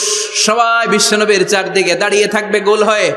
আমার নবী মাকামে মাহমুদে সেজদায় পড়ে থাকবে। বিশ্বনবীর কান্না দেখে আল্লাহর সহ্য হবে না। আল্লাহ বলবে, না নবী, ইরফা রাসাক, মাথা উঠান, আর সইতে পারি না। সাল তুতা, এবার চান, কি লাগবে আপনার, সব দেব। ওয়াশফা তুশাফা, যার জন্য সুপারিশ করবেন তাকেই জান্নাত দিয়ে দেব। বিশ্বনবী বলেন, লিকুল্লি নবিয়্যিন দাওয়া মুস্তাজাবা। সব নবীর দুনিয়াতে একটা স্পেশাল দোয়া ছিল, এটাকে বলে দাওয়া মুস্তাজাবা। এই দোয়াটা করলেই কবুল করে নিয়েছে কে? আল্লাহ। সব নবীর ওই দোয়াটা দুনিয়াতেই করেছেন, শুধুমাত্র কেবলমাত্র বিশ্বনবী তার স্পেশাল দোয়াটা আজ পর্যন্ত, এখন পর্যন্ত করে নাই। বিশ্বনবী বলেন, ওয়া ইন্নী আখতাবিউ দাওয়াতি শাফাআতান লি উম্মতি ইয়াউমাল কিয়ামাহ। আমি আমার দোয়াটা, আমি আমার স্পেশাল সাপ্লিকেশনটা কিয়ামতের দিন কঠিন মুসিবতের কালে তোমরা যখন বিপদে পড়ে যাবা, আমার স্পেশাল দোয়াটা ওই দিন করে আমি তোমাদের সুপারিশ করে জান্নাতে পাঠায়া দেব। সাহিবুশ শাফাআহ, বিশ্বনবী ছাড়া কথা বলার মতো ক্ষমতা, স্পর্ধা, সাহস সেদিন কারো থাকবে না। চিৎকার করে বলেন ঠিক কিনা? আবার উনি সাহিবুল কাউসার, উনি কাউসারের মালিক। আল্লাহ ওনাকে কাউসার দিবেন। অন্য নবীদেরও দিছে না? কথা বলেন, কাউসার দিয়েছে। কি মজার পানি, আহলা মিনাল আসাল, মধুর চাইতেও মিষ্টি, সুইটার দেন হানি, মধুর চাইতেও মিষ্টি, আব্রাদু মিনাস সালজ, বরফের চাইতেও ঠান্ডা, আবিয়াদু মিনাল লাবান, দুধের চাইতেও সাদা। এক ঢোক যে পান করবে আজীবনের জন্য তৃষ্ণা চলে যাবে। সাহিবুল কাউসার। তৃষ্ণার চোটে আমরা পাগল পারা হয়ে বিশ্বনবীর কাউসারের দরবারে যাব। বিশ্বনবী পেয়ালার মধ্যে করে করে আমাদেরকে কাউসার পিলাবেন। এই কাউসারের ক্ষমতাও রব্বুল আলামিন পৃথিবীর কোন নবীকে দেন নাই। সব নবীরাও বিশ্বনবীর কাছে চেয়ে চেয়ে কাউসার সেদিন খাবে। সুবহানাল্লাহ পড়বেন না? সাহিবুল কাউসার, সাহিবুল মিরাজ, সাহিবুশ শাফাআহ, সাহিবুল মাকাম আল মাহমুদ। আজানের পরে দোয়াতে বলি না, আতি মুহাম্মাদিনিল ওয়াসিলাতা ওয়াল ফাদিলা ওয়া বা'আসহু মাকামান মাহমুদা। ও আল্লাহ, আমার নবীর আপনি মাকামে মাহমুদ দেন। মুফাসসিরিন ইকরাম, মুহাদ্দিসিন ইকরাম এই মাকামে মাহমুদ কি এটার ব্যাখ্যা করতে যে হয়রান হয়েছেন। কেউ বলেছেন কিয়ামতের ময়দানে বিশাল একটা সিংহাসন, কেউ বলেছে জান্নাতের মধ্যে একটা সিংহাসন, কেউ বলেছে না না, আমার আল্লাহর আরশের পাশে স্পেশাল একটা জায়গা আছে, ওই জায়গাটার নাম হলো মাকামে মাহমুদ। ওখানে বিশ্বনবী বসবেন। এই নবীর সাথে কারো স্ট্যাটাসের কোনো তুলনা চলে? কথা বলতে হবে। এই নবীরে গালি দিলে কলিজায় আগুন লাগে না? এই নবীর বিরুদ্ধে কথা বললে মুসলমান সইতে পারে? এমন স্ট্যাটাস হলো আল্লাহ বানালেন, এত মর্যাদা আল্লাহ দিলেন, এত সম্মান দিলেন, গোটা বিশ্বের কোনো নবীরে দেয় নাই। আবার বিশ্বনবী বলতেন, নুসির তুবির রবি মাসিরাতা শাহর, আমাকে আল্লাহ ভয় দিয়ে সাহায্য করেছেন। আমি যেই জায়গায় দাঁড়িয়ে থাকি, আমার ডানে বায়ে সামনে পেছনে 1 মাসের জায়গা পর্যন্ত কোনো কাফির আমার সামনে আসতে পারে না ভয়ে। 1 মাসের জায়গা পর্যন্ত কোনো কাফির যদি দাঁড়ায় থাকে, বিশ্বনবীর জন্য ভয়ে তার কলিজায় ধুকধুকানি শুরু হয়ে যায়। ধরেন আমি ওনারে ভয় পাই, কাছে আসলেই না ভয়, দূরে গেলে তো আমি পালোয়ান, ঠিক কিনা? উনি আছে কোম্পানিগঞ্জ বাজারের ওইদিকে, আমি এদিকে, আমি পালোয়ান, স্বাস্থ্যের সমস্যা নাই, ঠিক কিনা? কারণ কাছে নাই। কিন্তু বিশ্বনবী এমন পাওয়ারফুল ছিলেন, কাছে আর দূরে কোনো কথা না, ডানে বায়ে সামনে পেছনে 1 মাসের দূরত্ব। এই লোকেশনের মধ্যে যদি কোনো কাফির মুশরিকের আন্ডা বাচ্চা থেকে থাকে, বিশ্বনবীর ব্যাপারে ভয় তাদের অন্তরের মধ্যে ঢুকিয়ে দেয় কে? এজন্য বিশ্বনবীর সাথে কারো মর্যাদার কোনো তুলনা চলে না। বিশ্বনবী আমাদের মডেল। আমাদের মডেল কে? কথা বলেন, সবাই বলেন। আপনাদের মনোযোগ আছে না গেছে? জিমাই পড়তেছেন মনে হয়। এটা কিন্তু ক্লাস। আমি সবসময় বলি আমার আলোচনা ক্লাসের মতো মনে করবেন, because I consider all the sitting person in front of me, beside me as a student. আমি যখন কথা বলি সবাইকে আমি স্টুডেন্ট ভাবি, আমাকে শিক্ষক ভাবি। আমার আগে যিনি কথা বলেছেন তখন উনি ছিলেন আমাদের শিক্ষক, আমার পরে কেউ বললে উনি শিক্ষক, আমরা ছাত্র, ঠিক কিনা? কোরআনের ছাত্র হয়ে বাঁচলেও লাভ, মরলেও লাভ, ঠিক কিনা? হাতি মরলেও লাখ টাকা, ঠিক কিনা? কোরআনের স্টুডেন্ট বাঁচলেও লাভ, কোরআনের ছাত্র হয়ে মরলেও। এজন্য শেষ পর্যন্ত মনোযোগের সাথে কথাগুলো শুনতে হবে জীবন পরিবর্তন করার জন্য। রাজি আছেন তো? ঘুমে ধরে নাই তো? কষ্ট হলে আমাকে জানাবেন। কষ্ট হচ্ছে না তো? তাকবীর পড়েন, লিল্লাহে তাকবীর, লিল্লাহে তাকবীর। বিশ্বনবী আমাদের মডেল, ঠিক কিনা? সবাই একমত? দ্বিমত নাই কেউ? অন্য কেউ আমাদের মডেল নাই? শাহরুখ খান, আমির খান, সালমান খান, কেউ আমাদের মডেল না। আমাদের মডেল হচ্ছে বিশ্বনবী, ঠিক কিনা? এজন্য আসুন বিশ্বনবীর জীবনী থেকে কিছু মেসেজ আমরা নেই, কিছু শিক্ষা আমরা নেই, যাতে করে জীবনটাকে এনলাইটেন করা যায়, আলোকিত করা যায়। আমরা এই মাহফিলগুলোতে এসেছি আলোকিত হতে, নাকি আলোকিত মানুষ হয়ে ফিরে যাব। এসে কিছু স্লোগান দিব, হুজুরের চেহারা দেখবো, হুজুরের সাথে মুসাফা করার জন্য, নো নো ওয়ে, এগুলোর জন্য মাহফিল নয়। Consider this program as a class, as a seminar. স্পিকাররা আসবে, কোরআন সুন্নাহর আলোকে কথা বলবে, এগুলো আমরা শুনবো, নোট ডাউন করব, মানার চেষ্টা করব, ঠিক কিনা? মানতে রাজি আছেন তো? সবাই রাজি? সবাই? আল্লাহ তুমি কবুল করো, আমিন। আজকে বিশ্বনবীর জীবনী থেকে 3টা কথা শুনবো। এই 3টা কথা শুনে মানার চেষ্টা করব, তারপরে আমরা একসাথে বিদায় নিব। পড়েন ইনশাআল্লাহ। প্রথমে জানবো আমার নবী দেখতে কেমন ছিলেন। জানতে মনে চায় না? চাঁদের চেয়ে সুন্দর ছিলেন, ঠিক কিনা? চাঁদের চেয়ে সুন্দর তুমি নবী আমার কামলিওয়ালা, চাঁদের চেয়ে সুন্দর তুমি নবী আমার কামলিওয়ালা, দু জাহানের বাদশা তুমি প্যারা নবী সাল্লে আলা, দু জাহানের বাদশা তুমি প্যারা নবী সাল্লে আলা, চাঁদের চেয়ে সুন্দর তুমি নবী আমার কামলিওয়ালা, ঠিক কিনা? আমরা হাদিসের আলোকে দেখার চেষ্টা করব আসলে তিনি কতটা সুন্দর ছিলেন। তাহলে প্রথমে শুনবো উনি দেখতে কেমন ছিলেন, তারপর শুনবো ওনার আচরণ কেমন ছিল। দেখতে কেমন ছিলেন মানে বাহিরটা কেমন, আর আচরণ মানে ভিতরটা কেমন, ঠিক কিনা? 3 নম্বরে আমরা শুনবো ওনার মেধা, বুদ্ধি, ইন্টেলেকচুয়াল ক্যাপাসিটি কেমন ছিল। কষ্ট হয়ে যাচ্ছে না তো? আলোচনা কঠিন মনে হচ্ছে? তাহলে প্রথমে শুনবো ফিজিক্যাল ক্যারেক্টারিস্টিক্স, তারপরে শুনবো বিহেভিয়ারিয়াল ক্যারেক্টারিস্টিক্স, এন্ড ফাইনালি আমরা শুনবো ইন্টেলেকচুয়াল ক্যারেক্টারিস্টিক্স। প্রথমে শুনবো দেখতে কেমন, তারপরে শুনবো আচরণ কেমন, এরপরে শুনবো বুদ্ধি কেমন। পড়ান ইনশাআল্লাহ। শুনতে রাজি আছেন তো? প্রথম পয়েন্টে আমরা শুনবো আমার নবী দেখতে কেমন ছিলেন। বিশ্বনবী ঈসা ইসলাম দেখতে অনেক সুঠাম একজন মানুষ ছিলেন, শক্তিশালী একজন পুরুষ ছিলেন, অসাধারণ একজন পার্সোনালিটি ছিলেন, ঠিক কিনা? উনি এত শক্তিশালী ছিলেন, বিশ্বনবী বলতেন আমার ডান হাতের ভেতরে আল্লাহ জান্নাতের 40 জনের শক্তি ঢুকিয়ে দিয়েছে। উনি মক্কার সবচেয়ে বড় কুস্তিগির রুকানাকে ধরে মাটিতে 3 বার আছাড় মেরেছেন। শক্তি বেশি না কম? সুবহানাল্লাহ পড়বেন না?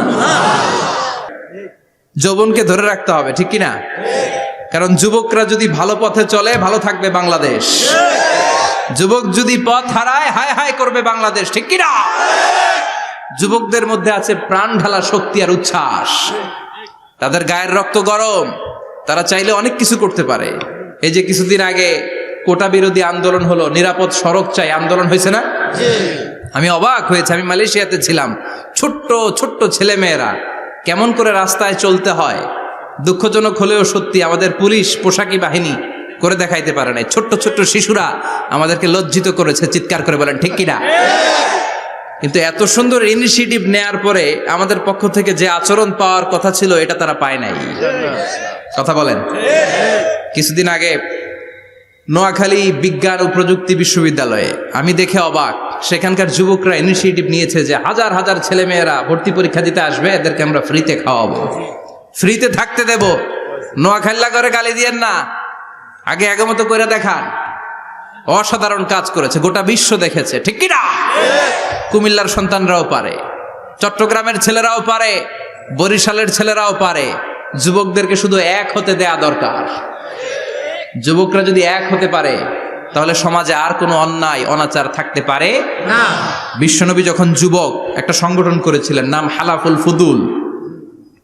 হালাফুল ফুদুল করেছিলেন, ওনার বয়সের 15-20 বছরের সবাইকে এক প্ল্যাটফর্মে নিয়ে এসেছেন, হাতে হাত রেখে শপথ করেছেন, দে টুক অ্যান ওথ, কোনো টেন্ডারবাজি চলবে না, চাঁদাবাজি চলবে না, মাস্তানি চলবে না, ইফটিজিং চলবে না, মেয়েদের ওন্না ধরে টানাটানি চলবে না, খাদ্যে ভেজাল চলবে না, ওজনে কম চলবে না, অন্যায়গুলো সমাজ থেকে দূর করে দিতে হবে। চিৎকার করে বলেন ঠিক কিনা?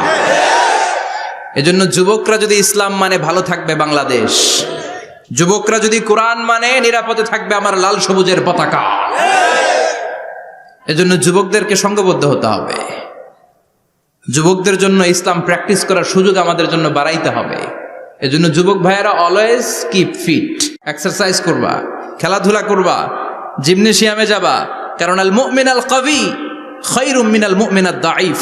বিশ্বনবী বলেছেন শক্তিশালী মুমিন দুর্বল মুমিনের চাইতে আল্লাহর কাছে অনেক বেশি প্রিয়। সুবহানাল্লাহ।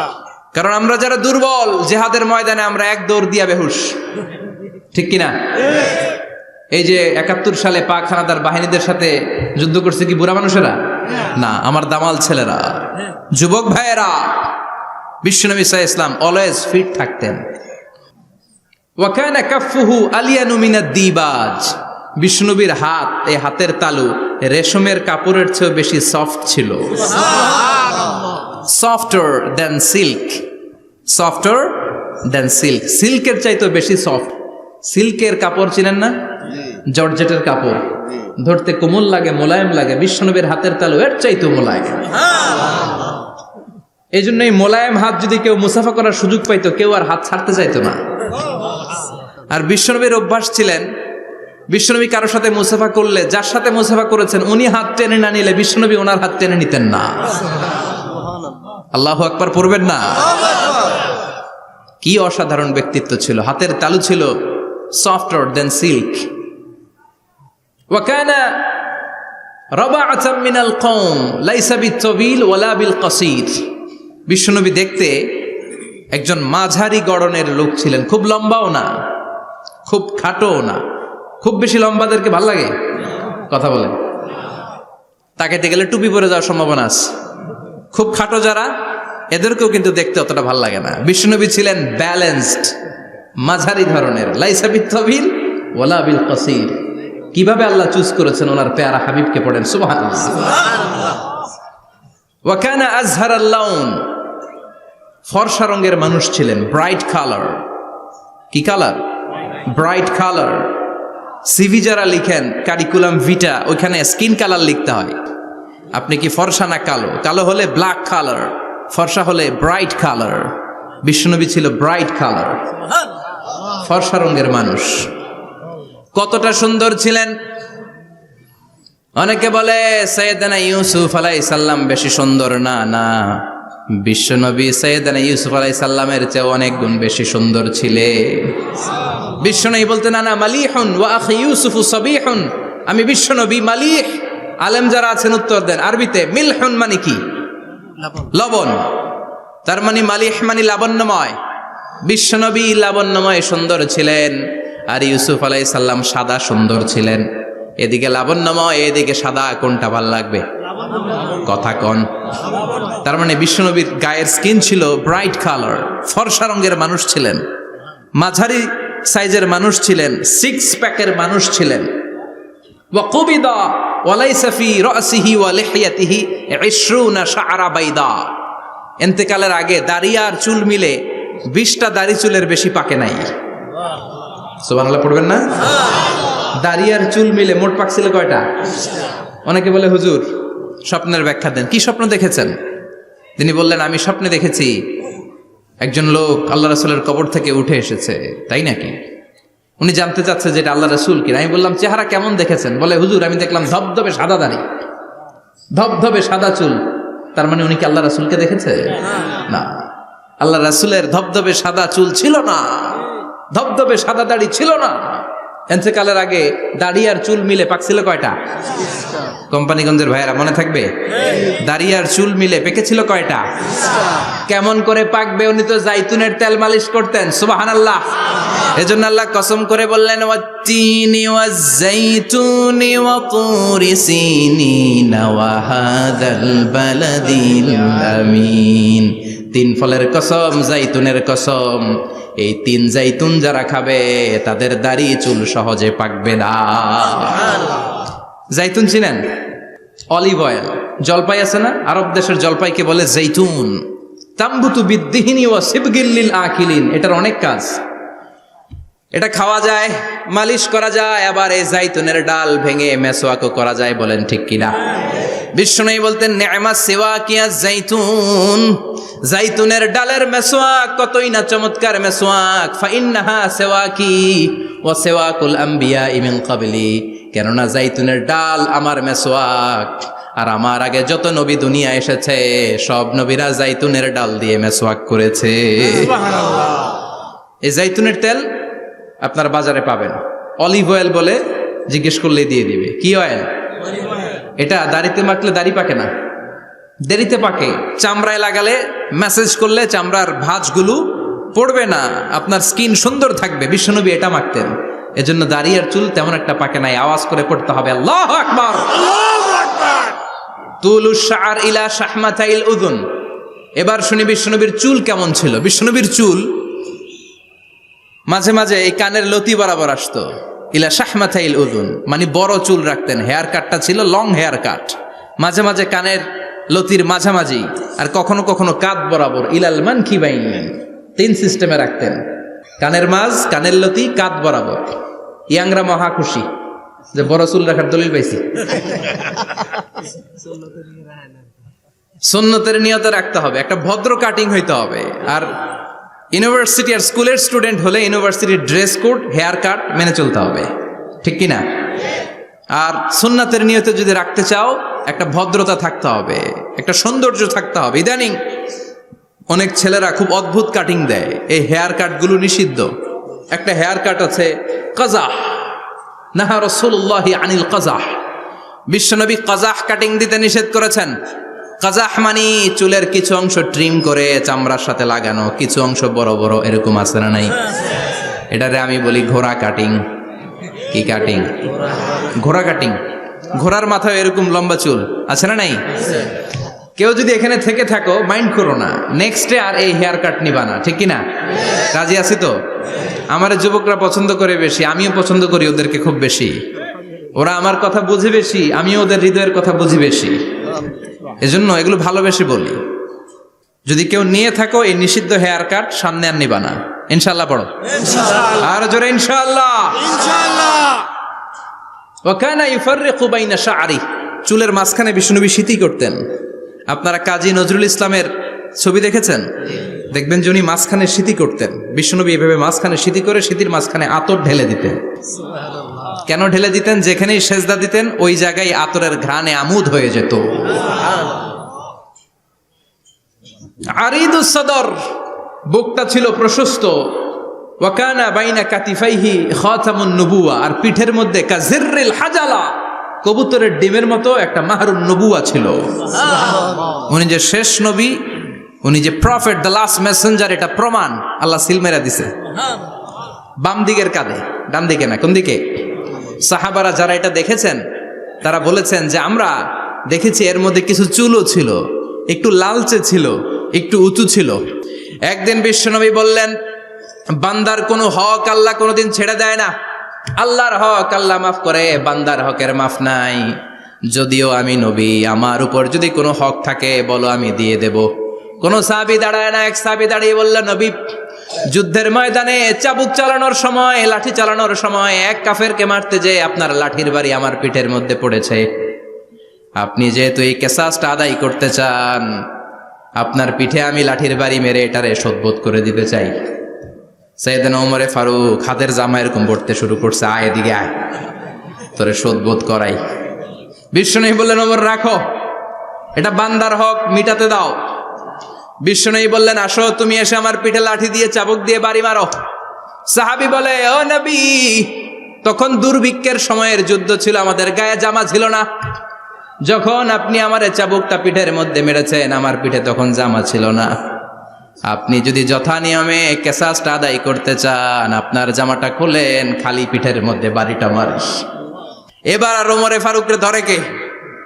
এদিকে আয়, তোরে দেখাইতেছি। বিশ্বনবী বললেন, ওমর থামো, মারতে দাও। বিশ্বনবী উনার জুব্বাটা উপরের দিকে উঠালেন, পিঠের মধ্যে বাড়ি দেওয়ার জন্য ওই সাহাবীকে ডাকলেন। ওই সাহাবী বিশ্বনবীকে পিছন দিক থেকে জড়িয়ে ধরে ওই মোহরে নবুয়তের মধ্যে চুমু দিয়ে ফেলেছে।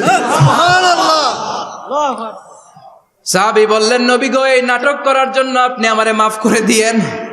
আপনি বিশ্বনবী, উদম গায়ে আপনারে দেখা যায় না, খালি গায়ে আপনারে দেখা যায় না।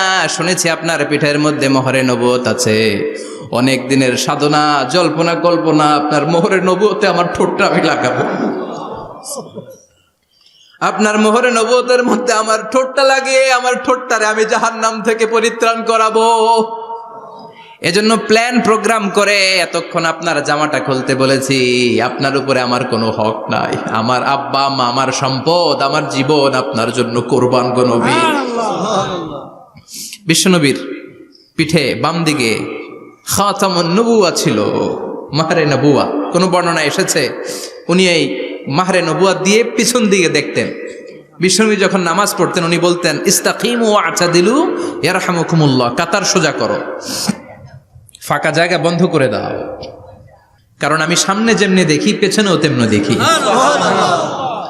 অনেকে বলেন বিশ্বনবী পেছনে দেখতেন এই মাহরে নবুয়াতের জায়গাটা দিয়ে। এটা ছিল বিশ্বনবীর behind CC camera, behind close circuit camera. আল্লাহু আকবার। বিশ্বনবী ছাড়া কোন নবীর পিঠে এরকম মাহরে নবুয়া ছিল নাকি? কথা বলেন। এজন্য ওই নবীরে গালি দিলে সহ্য হয়? কথা বলেন, সহ্য হয়? আবিয়াদুল ইবতাইন, বগল ছিল শুভ্র সাদা। আমাদের বগল কি সাদা? দুর্গন্ধ, কুৎসিত, কালো, তাই না? বিশ্বনবীরটা কালো? কথা কন, শুভ্র সাদা।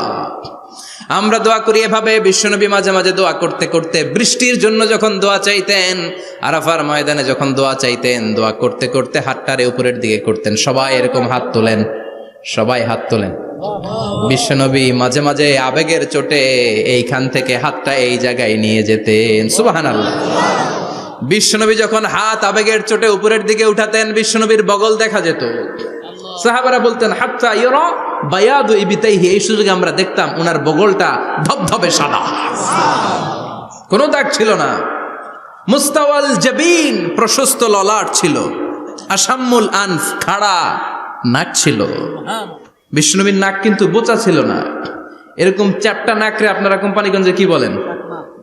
চাকমা? কি নাক? হ্যাঁ, বুসা। নাক বুসা বা বোচা। বিশ্বনবীর নাক এই চাকমা স্টাইলে নাক ছিল না, খাড়া ছিল, খাড়া নাক ছিল। সুবহানাল্লাহ পড়ো। মুফাল্লিজুল আসনান, দাঁতগুলো ছিল পরিপাটি। বিশ্বনবীর দাঁতের দিকে তাকালে, বিশ্বনবীর হাসির দিকে তাকালে মনে হতো হাসিতে যেন মুক্তা ঝরে। বিশ্বনবী দেখতে কেমন ছিল আন্দাজ পাচ্ছেন না মোটামুটি? এই চমৎকার দেহটা নিয়ে যখন আয়নার সামনে দাঁড়াতেন, বিশ্বনবী জোস জোস পোজ দিতেন না। এখনকার ছেলেপেলেরা বলে আয়নার সামনে দাঁড়াইয়া দেই জোস জোস পোজ, আছে না নাই? বিশ্বনবী জোস জোস পোজ দিতেন না। বিশ্বনবী আয়নার সামনে দাঁড়িয়ে বলতেন আল্লাহুম্মা হাসানতা খালকি ফাহসিন খুলুকি, ও আল্লাহ, আমার চেহারাটা যেমনি আপনি সুন্দর বানিয়েছেন, আমার হৃদয়টারেও সুন্দর করে দেয়। What a attitude, what an attitude! কি অ্যাটিটিউড ছিল ওনার! আমরা আয়নার সামনে সেজে পড়ে দাঁড়ালে চুলকে সাইজ করি, পাং করি, স্টাইল করে, ডিজাইন করি। বিশ্বনবী সুন্দর চেহারাটা নিয়ে যখন আয়নার সামনে দাঁড়াতেন বলতেন আল্লাহ, আমার চেহারাটা যেমনি সাদা, হৃদয়টারেও সাদা করে দেন। কিছু মানুষ আছে চেহারা সাদা, হৃদয় কালো, আছে না নাই? কিছু মানুষ আছে চেহারাটা কুচকুচে কালো, অন্তরটা সাদা, এমন মানুষও আছে না নাই? বিশ্বনবীর ভেতরও সাদা, বাহিরও সাদা। সুবহানাল্লাহ। আর এই সুন্দর সাদা দেহ নিয়ে আয়নায় দাঁড়িয়ে পড়তেন আল্লাহ, চেহারা যেমনি সুন্দর, চরিত্রটাও সুন্দর করে দেয়। এজন্য আয়নার সামনে দাঁড়িয়ে এই দোয়ার দরকার আছে না নাই? পড়তে রাজি আছেন? মনে থাকবে না মাহফিল শেষ ভুলে যাবেন? মনে থাকবে? আয়নার সামনে আপনি যখন দাঁড়াবেন, আপনার স্ত্রী যখন দাঁড়াবে, আপনার বাচ্চারা যখন দাঁড়াবে, বলে দিবেন বাবা আয়নার সামনে দাঁড়ানোর দোয়া পড়ো। কত অসাধারণ দোয়া! পড়েন আওয়াজ করে আমার সাথে, আল্লাহুম্মা হাসানতা খালকি ফাহসিন খুলুকি, আল্লাহুম্মা হাসানতা খালকি ফাহসিন খুলুকি। এর মানে আল্লাহ, আমার চেহারাটা করেছো সুন্দর, আমার আচরণ, আমার চরিত্রটাও সুন্দর করে দাও। চিৎকার করে পড়েন আমিন। তাহলে বিশ্বনবীর ব্যাপারে তিনটা কথা আমরা শুনবো বলেছিলাম, প্রথমটা শুনে ফেলেছি। মানে উনি দেখতে কেমন ছিল, উনি দেখতে কেমন ছিল, এর মধ্যে আমাদের আমলের কিছু নাই, শুধু বর্ণনা করা আর শোনা আর বিশ্বনবীকে ভালোবাসা, ঠিক কিনা? কারণ উনার না খাড়া, আমার তো খাড়া নাও হইতে পারে। উনি সুন্দর, আমি তো শ্যামলা হইতে পারি, কারণ এটা আল্লাহর দেয়া পরীক্ষা, ঠিক কিনা? দ্বিতীয় পয়েন্ট থেকে আমাদের আমল শুরু। দ্বিতীয় পয়েন্ট ছিল বিশ্বনবীর আচরণগত বৈশিষ্ট্য।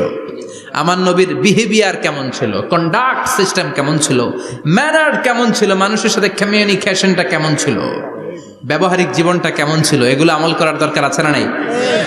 কষ্ট হচ্ছে? কষ্ট হচ্ছে? মনোযোগ আছে তো? মনোযোগ আছে না গেছে? আমরা এবার শুনবো বিশ্বনবীর আচরণ কেমন ছিল। বিশ্বনবী যখন রাস্তা দিয়ে হাঁটতেন, ইয়ামশি হাউনান, বিনয়ের সাথে হাঁটতেন। ইয়ামশি হাউনান, রহমানের বান্দারাও বিনয়ের সাথে রাস্তা দিয়ে হাঁটে, ঠিক কিনা? ওয়া ইবাদুর রাহমানিল্লাযীনা ইয়ামশুনা আলাল আরদি হাওনাও ওয়া ইযা খাতাবাহুমুল জাহিলুনা ক্বালু সালামা। রহমানের বান্দারা যখন রাস্তা দিয়ে হাঁটে, বিনয়ের সাথে হাঁটে, তারা অহংকার প্রদর্শন করে না, মানুষের সাথে বিনয়ের সাথে রাস্তা দিয়ে হাঁটে। এজন্য রাস্তা দিয়ে যখন হাঁটবো বিনয়ের সাথে হাঁটবো। রাজি আছেন তো? নাকি অহংকার প্রদর্শন করে হাঁটবেন? বিশেষ করে যুবকেরা, 3-4 জন যুবক একসাথে হলে রাস্তায় ওদের আর কারো হুঁশ জ্ঞান থাকে না, পুরো দুনিয়াটাই মনে হয় দুনিয়াটাই আমার, আছে না নাই? না, মুরব্বীকেও সম্মান করবা, মহিলাদেরকে সম্মান করবা, তোমার জায়গায় তুমি হাঁটবা, ভদ্রভাবে হাঁটবা। ভদ্রভাবে হাঁটার দরকার আছে না নাই? উনি মুরব্বী, একদিন উনিও তোমার মতো যুবক ছিল, ঠিক কিনা? এই যে আমার কালো দাড়ি আজীবন কালো থাকবে? কথা বলেন। উনার সাদা দাড়ি ছোটবেলায় মনে সাদা দাড়ি নিয়ে আসছিল না? হ্যাঁ, উনিও একদিন তাগড়া যুবক ছিল। উনিও কোম্পানিগঞ্জ বাজারে দাঁড়ালে লোকজন তাকিয়ে থাকতো, ঠিক কিনা? তার মানে রং ধরা যৌবন জং ধরে শেষ। যৌবন সব সময় থাকে না, সার্টেন একটা পিরিয়ডের জন্য আল্লাহ দিয়েছে। এজন্য যুবক ভাইরা, তোমাদের রক্ত গরম, তোমাদেরকে বিনয়ী হতে হবে বেশি, ঠিক কিনা? রাজি আছো তো সবাই? বিশ্বনবী বিনয়ের সাথে হাঁটতেন। ওয়াকানা ইয়াতাবাসসাম, সবসময় মুচকি হাসতেন। কি করতেন? মুচকি হাসেন তো আপনারা? হাসেন না? মুচকি হাসবেন, কারণ মুচকি হাসতে পয়সা লাগে না। লাগে? মুচকি হাসি দেন তো একটা। এই যে সবার এখন মুচকি হাসি, পয়সা লাগছে? কথা কর। তাবাসসুমুকা ফি ওয়াজহি আখিকা সাদাকা, you would smile to your brother, it's a charity. তুমি তোমার ভাইয়ের দিকে তাকিয়ে যে মুচকি হাসবে, এত সদকা দেওয়ার সওয়াব হয়ে যাবে। সুবহানাল্লাহ। বিশ্বনবী সব সময় মুচকি হাসতেন। হাসি 3 ধরনের, তাবাসসুম, দিহক, কাহকাহা। কাহকাহা মানে অট্ট হাসি, আলিফ লাইলার দত্তরা যেমন হাসি দেয় ওই হাসি। এটা নামাজের মধ্যে কেউ দিলে নামাজও শেষ, ওযুও শেষ। আর দেহেক, হালকা আওয়াজে হাসি, সামান্য দাঁত দেখা যায় মাঝে মাঝে। বিশ্বনবী মজা করে এরকম হাসি দিতেন, কিন্তু সব সময় বিশ্বনবীর ঠোঁটের মধ্যে মুচকি হাসি লেগেই থাকতো। তাহলে আমরা বিনয়ের সাথে হাঁটবো, নাম্বার 1। নাম্বার 2, সবসময় মুচকি হাসবো। রাজি আছেন?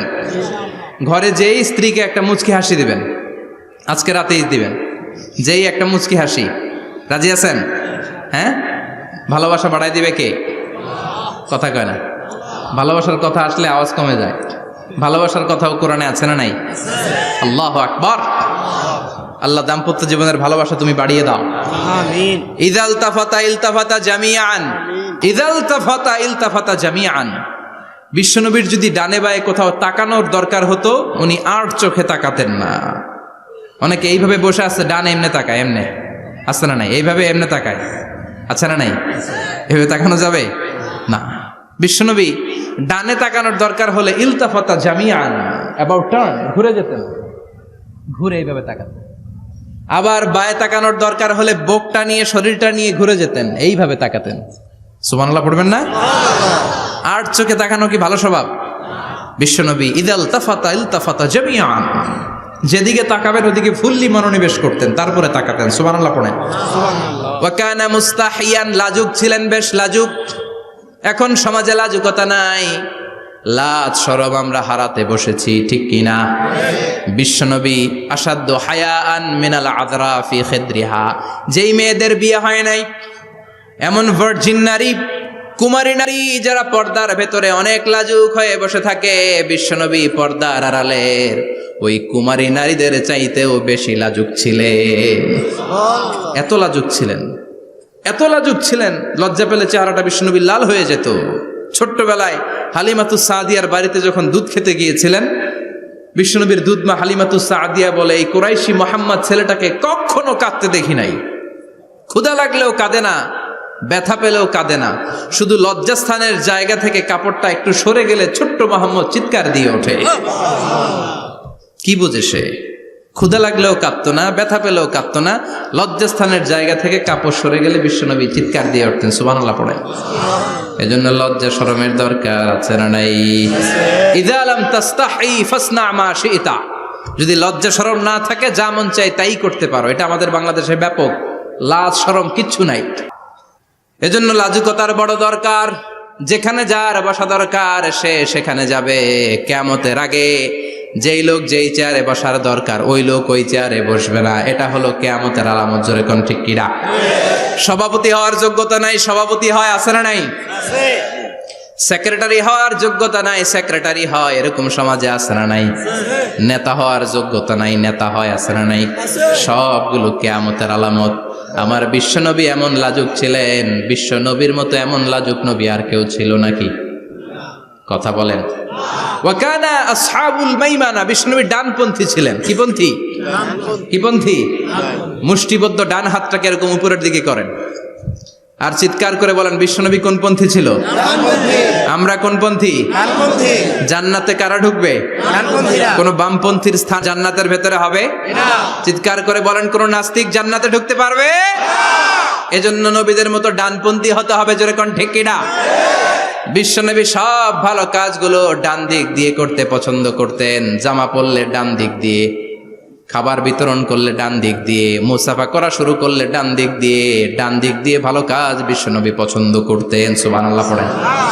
আসহাবুল মাইমানা, বিশ্বনবী মেহমানদারি করতে পছন্দ করতেন। আমরা করি তো? মেহমানদারি করান? মেহমান ঘরে আসলে ভালো লাগে? খারাপ লাগে কার কার দেখি? সবার ভালো লাগে, কিন্তু আমরা অনেকে খুশি হই না। মেহমান আসলে নাখোশ হই, নিজেই খাইতে পাই না। মেহমান আইছে কে? খাওয়ামু করতে, খাওয়ান নাই, যেন ও খাওয়ান বানাইছে। খাওয়ান পাঠায় কে? আল্লাহ। রিজিক দেয় কে? আল্লাহ। গোটা বিশ্বের সবাই মিলে আমরা একটা চাল বানাতে পারবো নাকি? ও মিয়া চাইনিজ চাউল না, চাইনিজ ডিম না, ওগুলা সবাই পারে, ঠিক কিনা? আল্লাহর বানানো ন্যাচারাল চাল, গাছের মধ্যে হওয়া যেই চাল, ধান আল্লাহ তৈরি করেছে, এরকম ধান, এরকম একটা পেয়ারা, এরকম ছোট্ট একটা কমলার টুকরা গোটা বিশ্বের সবাই মিলে বানাতে পারে নাকি? এজন্য রিজিকের মালিক কে? মেহমান আপনার রিজিকে ভাগ বসাতে আসে না, সে তো তার রিজিক নিয়ে আসে। সে আরো এসে আপনার রিজিকে বরকত ঢুকিয়ে দিয়ে যায়। চিল্লা এখন ঠিক কিনা? কারণ আমরা বরকতে বিশ্বাসী। বরকত বিশ্বাস করেন? 5 লাখ টাকা মাসে কামায়, ডাইন হাতে বা হাতে, আছে না নাই? হালাল হারাম ইচ্ছা মতো কামায়, মাস শেষে কিচ্ছু থাকে না, এরকম ডাকাইত আছে না নাই? হসপিটালের একটা বিল পরিশোধ করতে 3 লাখ চলে যায়, ঋণের বোঝায় জর্জরিত, রাতে ঘুম নাই, তার মানে বরকত নাই। আরেকজনের বেতন 20,000, কয় হাজার? বাড়ি ভাড়া 6,000, বাজার খরচ 6,000, ছেলে মেয়ের স্কুলের বেতন 6,000, বেড়ায় দান করে আরো 1,000, আরো থাকে। সুবহানাল্লাহ পড়েন। দিস ইজ কল্ড বারাকা। 20,000-এর বেতনের ভেতরে বারাকা ছিল। 5 লক্ষ ইনকাম, 1 টাকাও নাই, ঠিক কিনা? এজন্য কোটি টাকার মালিক দেখলে মনে করবেন না অনেক সুখ। এই দুনিয়ার জীবনটা ধোঁকা, মোহাচ্ছন্ন হয়ে আছি আমরা। এটা ধোঁকা, এটা মরিচিকা, এটা চাকচিক্যময় একটা জায়গা। মৃত্যুর পর মনে হবে একটা দুঃস্বপ্ন ঘটেছিল আমার। বিশাল এক জগৎ পড়ে আছে সামনে। দুনিয়াটাই ধোঁকা, দুনিয়াটাই মোহের জায়গা। আমরা সবাই মোহাচ্ছন্ন হয়ে আছি। দুনিয়ার উদাহরণ হলো 3টা লাশ আর 4টা স্বর্ণের টুকরার সমান। 3 জন যুবক কাজের জন্য বেরিয়েছে, পথিমধ্যে 4টা স্বর্ণের টুকরা পেয়েছে। যুবক কয়টা? স্বর্ণ পাইছে কয়টা? মহা খুশি, খুশিতে বাকবাকুম। 4টা স্বর্ণের বড় বড় টুকরা পেয়েছে। আমরা আজীবন খেলে বসে খেয়ে যেতে পারবো, কিচ্ছু লাগবে না আমাদের। 3 বন্ধু বলে ভাগ করি, আরেকজন বলে ক্ষুধা লাগছে। একজন যা বাজার থেকে রুটি কিনে নিয়ে আয়, খাওয়ার পরে ভাগ করবো। একজন রুটি কিনতে গেল, শয়তান 2টারে বুঝায়, ওইটারে মারতে পারলে ভাগ বটোয়ারা সহজ হবে। তোরা 2 জন স্বর্ণ 4টা, তুই নিবি 2টা, ও নেবে 2টা। হিসাব সহজ না? দুই বন্ধু প্ল্যান করছে, ওইটারে মাইরা তুই দুইটা আমি দুইটা। যেটা রুটি আনতে গেছে প্ল্যান করেছে রুটির মধ্যে বিষ মিশায় নেই, কি মিশাবো? বিষ। তাহলে বিষ খাওয়া রুটি খেয়ে ওই দুইটা সে সব পাবে, আমি পাবো। ভাগাভাগির কিছু নাই, সব যাবে আমার কাছে। 4টা স্বর্ণের টুকরার মালিক আমি। রুটির মধ্যে বিষ মেখে নিয়ে এসেছে। ওই দুই বন্ধু প্ল্যান অনুযায়ী ওইটারে ধরে মেরে ফেলছে। এবার মহা খুশি। এক বন্ধু কয়, এবার তো ভাগ বটর আর কিছু নাই, তুই দুইটা আমি দুইটা, আগে খাইয়া লইস। আগে খাওয়ার পরে এই দুইটাও নাই। 3টা লাশ, 4টা স্বর্ণের টুকরা। এটাই তো দুনিয়ার জীবন, ঠিক কিনা? আসল জীবন কবর থেকে শুরু হবে, কোন ঠিক কিনা? একদিন মাটির ভেতরে হবে ঘরে মন আমার, কেন বাঁধো দালান ঘরে মন আমার, কেন বাঁধো দালান ঘর, ঠিক কিনা? দুনিয়ার জীবন আসল জীবন না, এটা মরিচিকা, এটা ধোঁকা, এটা মোহ, এটা শয়তানের চাকচিক্য। আসল জীবন কবরের জীবন। আসল জীবন সামনে পড়ে আছে, এজন্য বরকতে বিশ্বাস করি আমরা, ঠিক কিনা? ল্যান্ড ক্রুজার দাপিয়ে বেড়ায়, বড় বড় টাওয়ারের মালিক, অনেক সম্পদের মালিক। এটা দেখেই মনে করবেন না অনেক সুখে আছে, ঘরে যেয়ে দেখেন কোনো সুখ নাই, ঠিক কিনা? সাধারণত টাকা যার বেশি দুঃখ তার বেশি, টাকা যার কম সুখ তার বেশি। সুবহানাল্লাহ পড়েন। আল কানাআতু মিনাল ইসলাম। এজন্য আমার শ্রমিক ভাইয়েরা, আপনাদের এক পা জান্নাতে এমনিই ঢুকে আছে। নামাজ পড়বেন, মা বাবার খেদমত করবেন, ইসলামের নিয়মগুলো মানবেন, দ্বিতীয় পাটাও জান্নাতে ঢুকায় দিবে কে? আল্লাহ। আর যারা কোটি কোটি টাকার পাহাড় বানিয়েছে, ওদের হিসাবের ফিরিস্তি অনেক বড়। বিশাল বাড়ির মালিক, ল্যান্ড ক্রুজার চালায়, সাবরোলেট চালায়, পোরশে, ফারারে, ল্যাম্বরগিনি চালায়, আছে না নাই? ঘরে সুখ নাই, রাতে ঘুম নাই, টেনশন আর টেনশন। 4টা ট্যাবলেট খেয়ে আধা ঘন্টা ঘুমাতে পারে না, এরকম ধনী আছে না নাই? সব ধনীরা আবার এক পাল্লায় মাইপেন না। মাথার ঘাম পায়ে ফেলে যেই ধনী ব্যবসায়ীরা বড়লোক হয়েছে, ওদের ঘরে ঠিকই শান্তি আছে। তার মানে টাকা যার বেশি, ওষুধ তার বেশি, কিচ্ছু খেতে পারে না। দেখবেন ধনীদের খাবারের ডায়েটে থাকে ভেজিটেবলস আইটেম, ঠিক কিনা? এমনি হজম হয় না, আবার ডাক্তারের কাছে গেলে বলে কিচ্ছু খাবেন না, খালি ঘাস খাবেন। কি খাবেন? মানে ভেজিটেবল খাবেন, সবজি খাবেন তো সুস্থ থাকবেন, আছে না নাই? ঘুম নাই, শান্তি নাই। এই যে কোম্পানিগঞ্জ বাজারের যারা কুলি মজুর শ্রমিক, এদের ঘুমে ঝামেলা আছে? কথা বলেন।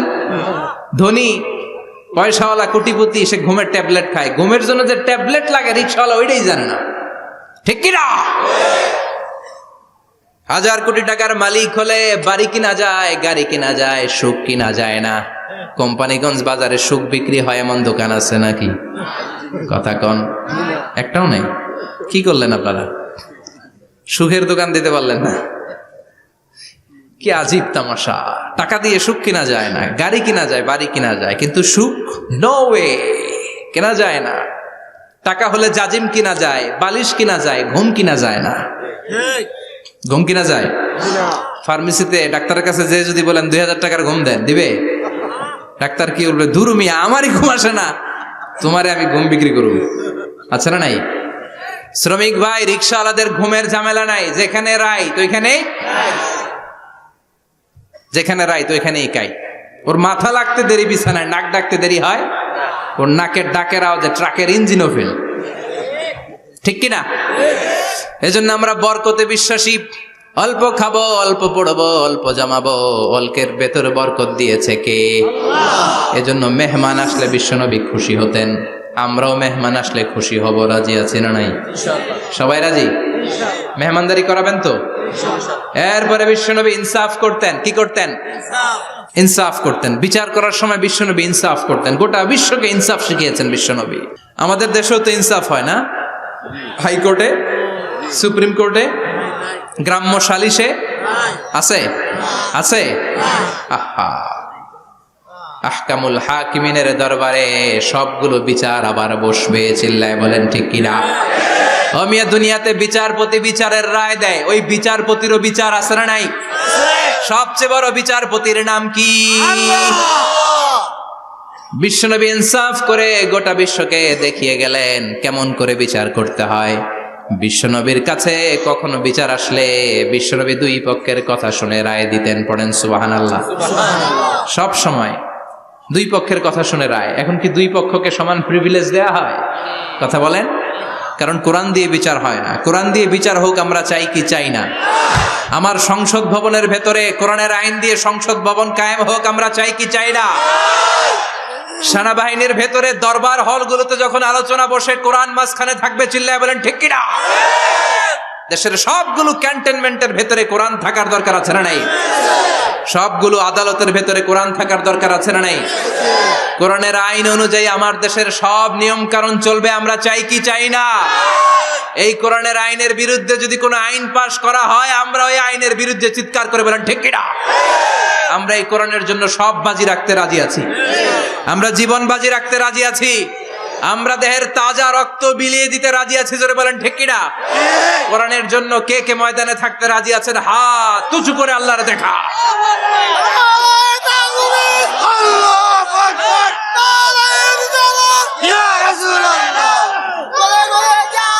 ইসলামের শত্রুরা হুঁশিয়ার সাবধান, ইসলামের শত্রুরা হুঁশিয়ার সাবধান, নারায়ে তাকবীর, আল্লাহু আকবার। আল্লাহ কোরআনের জন্য যে ভালোবাসাটাকে তুমি কবুল করো। আমরা যেন দেখে যেতে পারি যে এই দেশে কালেমার পতাকা পতপত করে উড়েছে। আমরা যারা ইসলামের পক্ষে, এটাই আমাদের অপরাধ। আমরা ইসলামকে একটা বিজয়ী শক্তি হিসেবে দেখতে চাই। আমরা ইসলামকে পার্লামেন্টের ভেতরে দেখতে চাই। আমরা কালিমার পতাকা পতপত করে উঠছে এটা দেখে যেতে মরতে চাই। চিল্লায় বলেন ঠিক কিনা? বিশ্বনবী ইনসাফ শিখালেন। বিচার আসলে দুই পক্ষের কথা শুনতেন। বিশ্বনবীর স্ত্রী সাওদা এসে বলে, নবী, আমি আপনার কুমারী বউ আয়েশার ঘরে তরকারি নিয়ে গিয়েছিলাম, ঝোল নিয়ে গিয়েছিলাম, কোন বর্ণনায় পায়েস নিয়ে গিয়েছিলাম। তরকারি দেওয়ার পরে আপনার স্ত্রী রেগে বলে, তরকারি দিলা কেন? আমি কি তরকারি রাঁধতে পারি না? আনলা কেন? রাগের চোটে তরকারির ঝোল নিয়ে পায়েস নিয়ে আমার গালের মধ্যে মাখিয়ে দিয়েছে আপনার বউ। আপনি তো শ্রেষ্ঠ বিচারক, ও নবী বিচার করে দেন। দুই বউয়ের মধ্যে ঝগড়া আছে না নাই? বিশ্বনবী সাউদার কথা শুনলেন, মা আয়েশাকে ডেকে পাঠালেন। মা আয়েশারে বললেন, ও আয়েশা, আসলে এমনটা করেছো নাকি? মা আয়েশা বলে, নবী, তখন আমার মেজাজটা বড্ড গরম ছিল, রাগের মাথায় ঝোল নিয়ে আমি সাউদার মুখে লাগিয়ে দিয়েছি। আসলে কাজটা ঠিক হয় নাই, আমারে ক্ষমা করেন। বিশ্বনবী দুইজনের কথা শুনে ঠান্ডা হয়ে বসলেন। সুবহানাল্লাহ। একজনের কথা শুনে রায় দেয় নাই, ঠিক কিনা? দুইজনের কথা শুনে বিশ্বনবী বললেন, আমার আদালতের রায় হচ্ছে কিসাস, টিট ফর ট্যাট। যেমন করেছো তেমন, ঘুষি মারলে ঘুষি, গুতা মারলে গুতা, ঠেলা মারলে ঠেলা, আছে না নাই? সাউদাকে যেমনি তুমি পায়েস মাখিয়ে দিয়েছ, সাউদাও পায়েসের বাটি থেকে কিছু পায়েস নিয়ে আয়েশার গালে মাখো। সুবহানাল্লাহ পড়েন। সাউদাও বিশ্বনবীর রায় অনুযায়ী বাটি থেকে পায়েসের ঝোল নিয়ে মা আয়েশার গালের মধ্যে মেখে দিলেন। মা আয়েশা কি আর করবেন, হেসে দিলেন। সাইয়েদাতুনা সাউদাও হাসলেন, বিশ্বনবীও হাসলেন। আরশের উপর থেকে খুশি হয়ে গেল কে? আল্লাহ। এজন্য কোরআন দিয়ে যদি, কোরআনের নিয়ম দিয়ে যদি বিশ্বনবীর শেখানো পন্থায় যদি বিচার হয়, ওই বিচারের মধ্যে ইনসাফ থাকবে, জুলুম থাকবে না।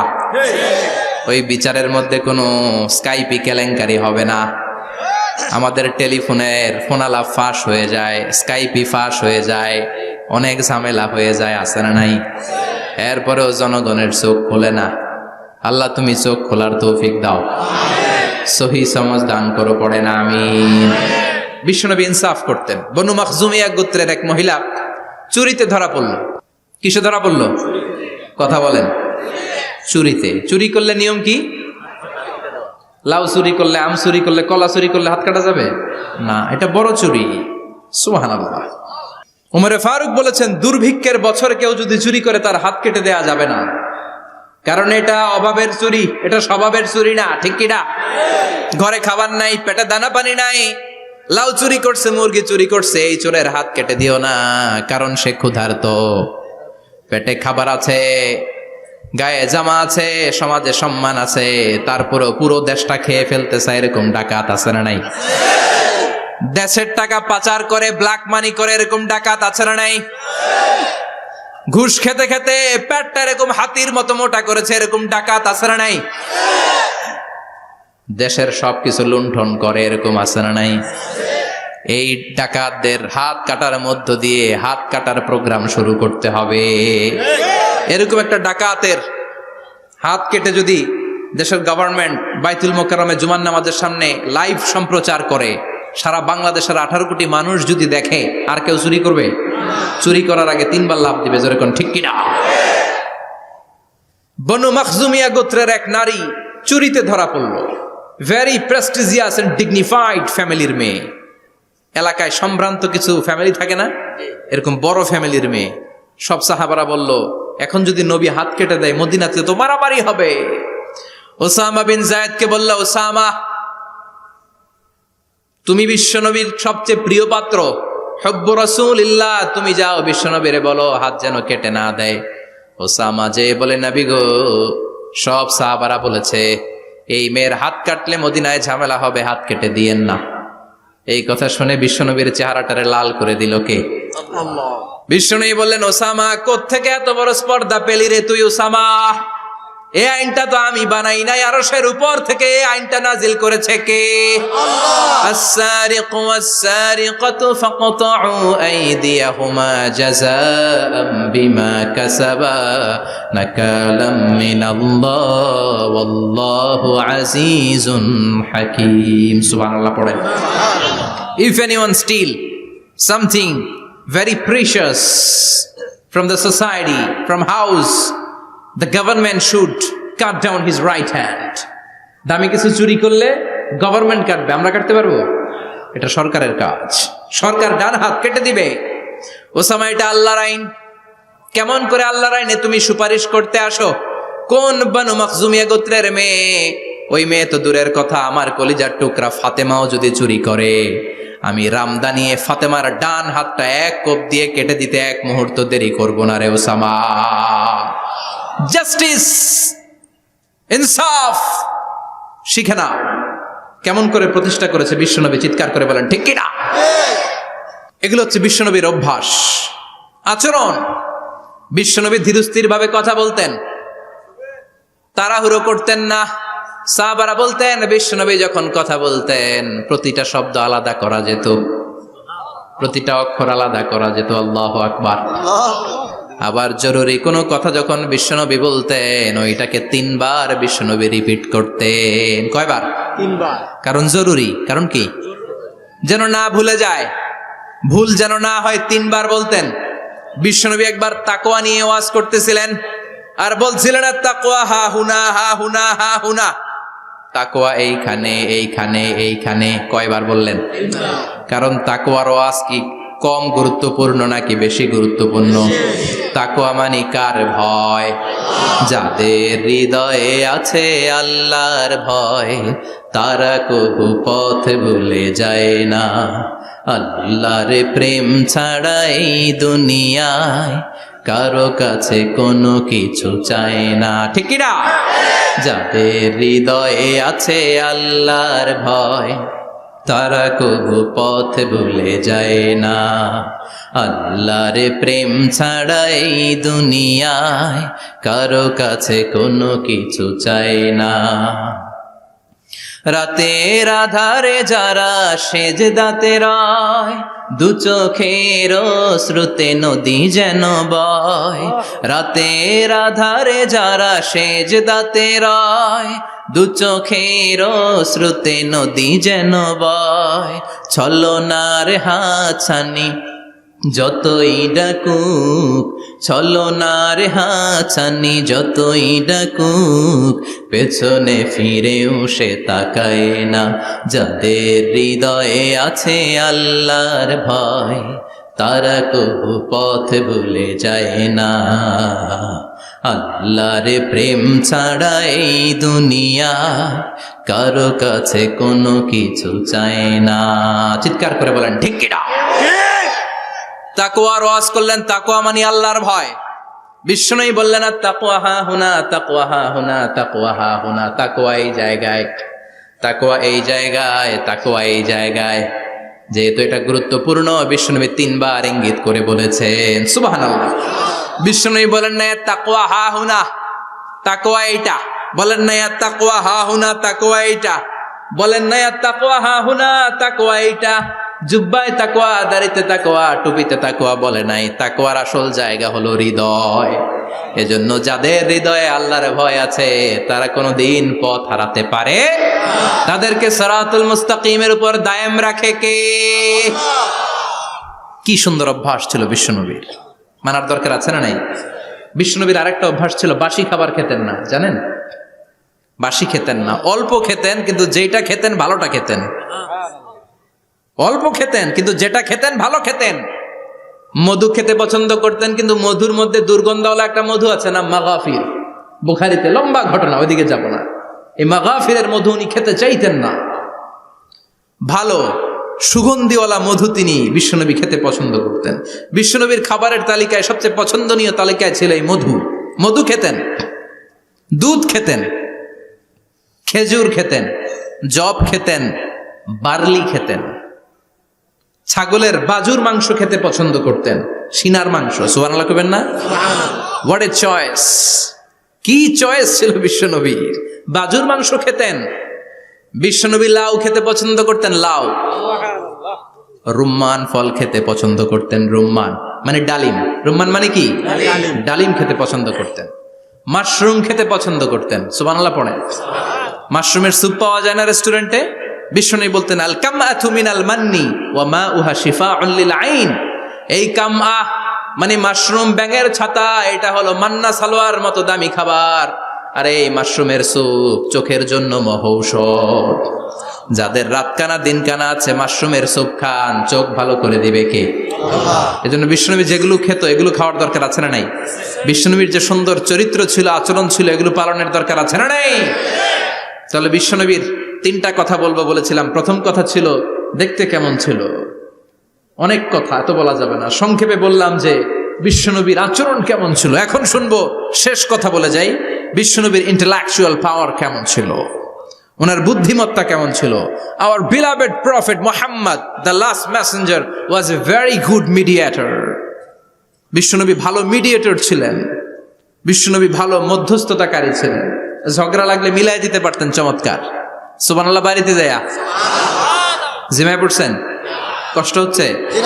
আর কয়েক মিনিট পড়বো, একটা তাকবীর দেন, লিল্লাহি তাকবীর। আল্লাহু আকবার। হি ওয়াজ a very good mediator.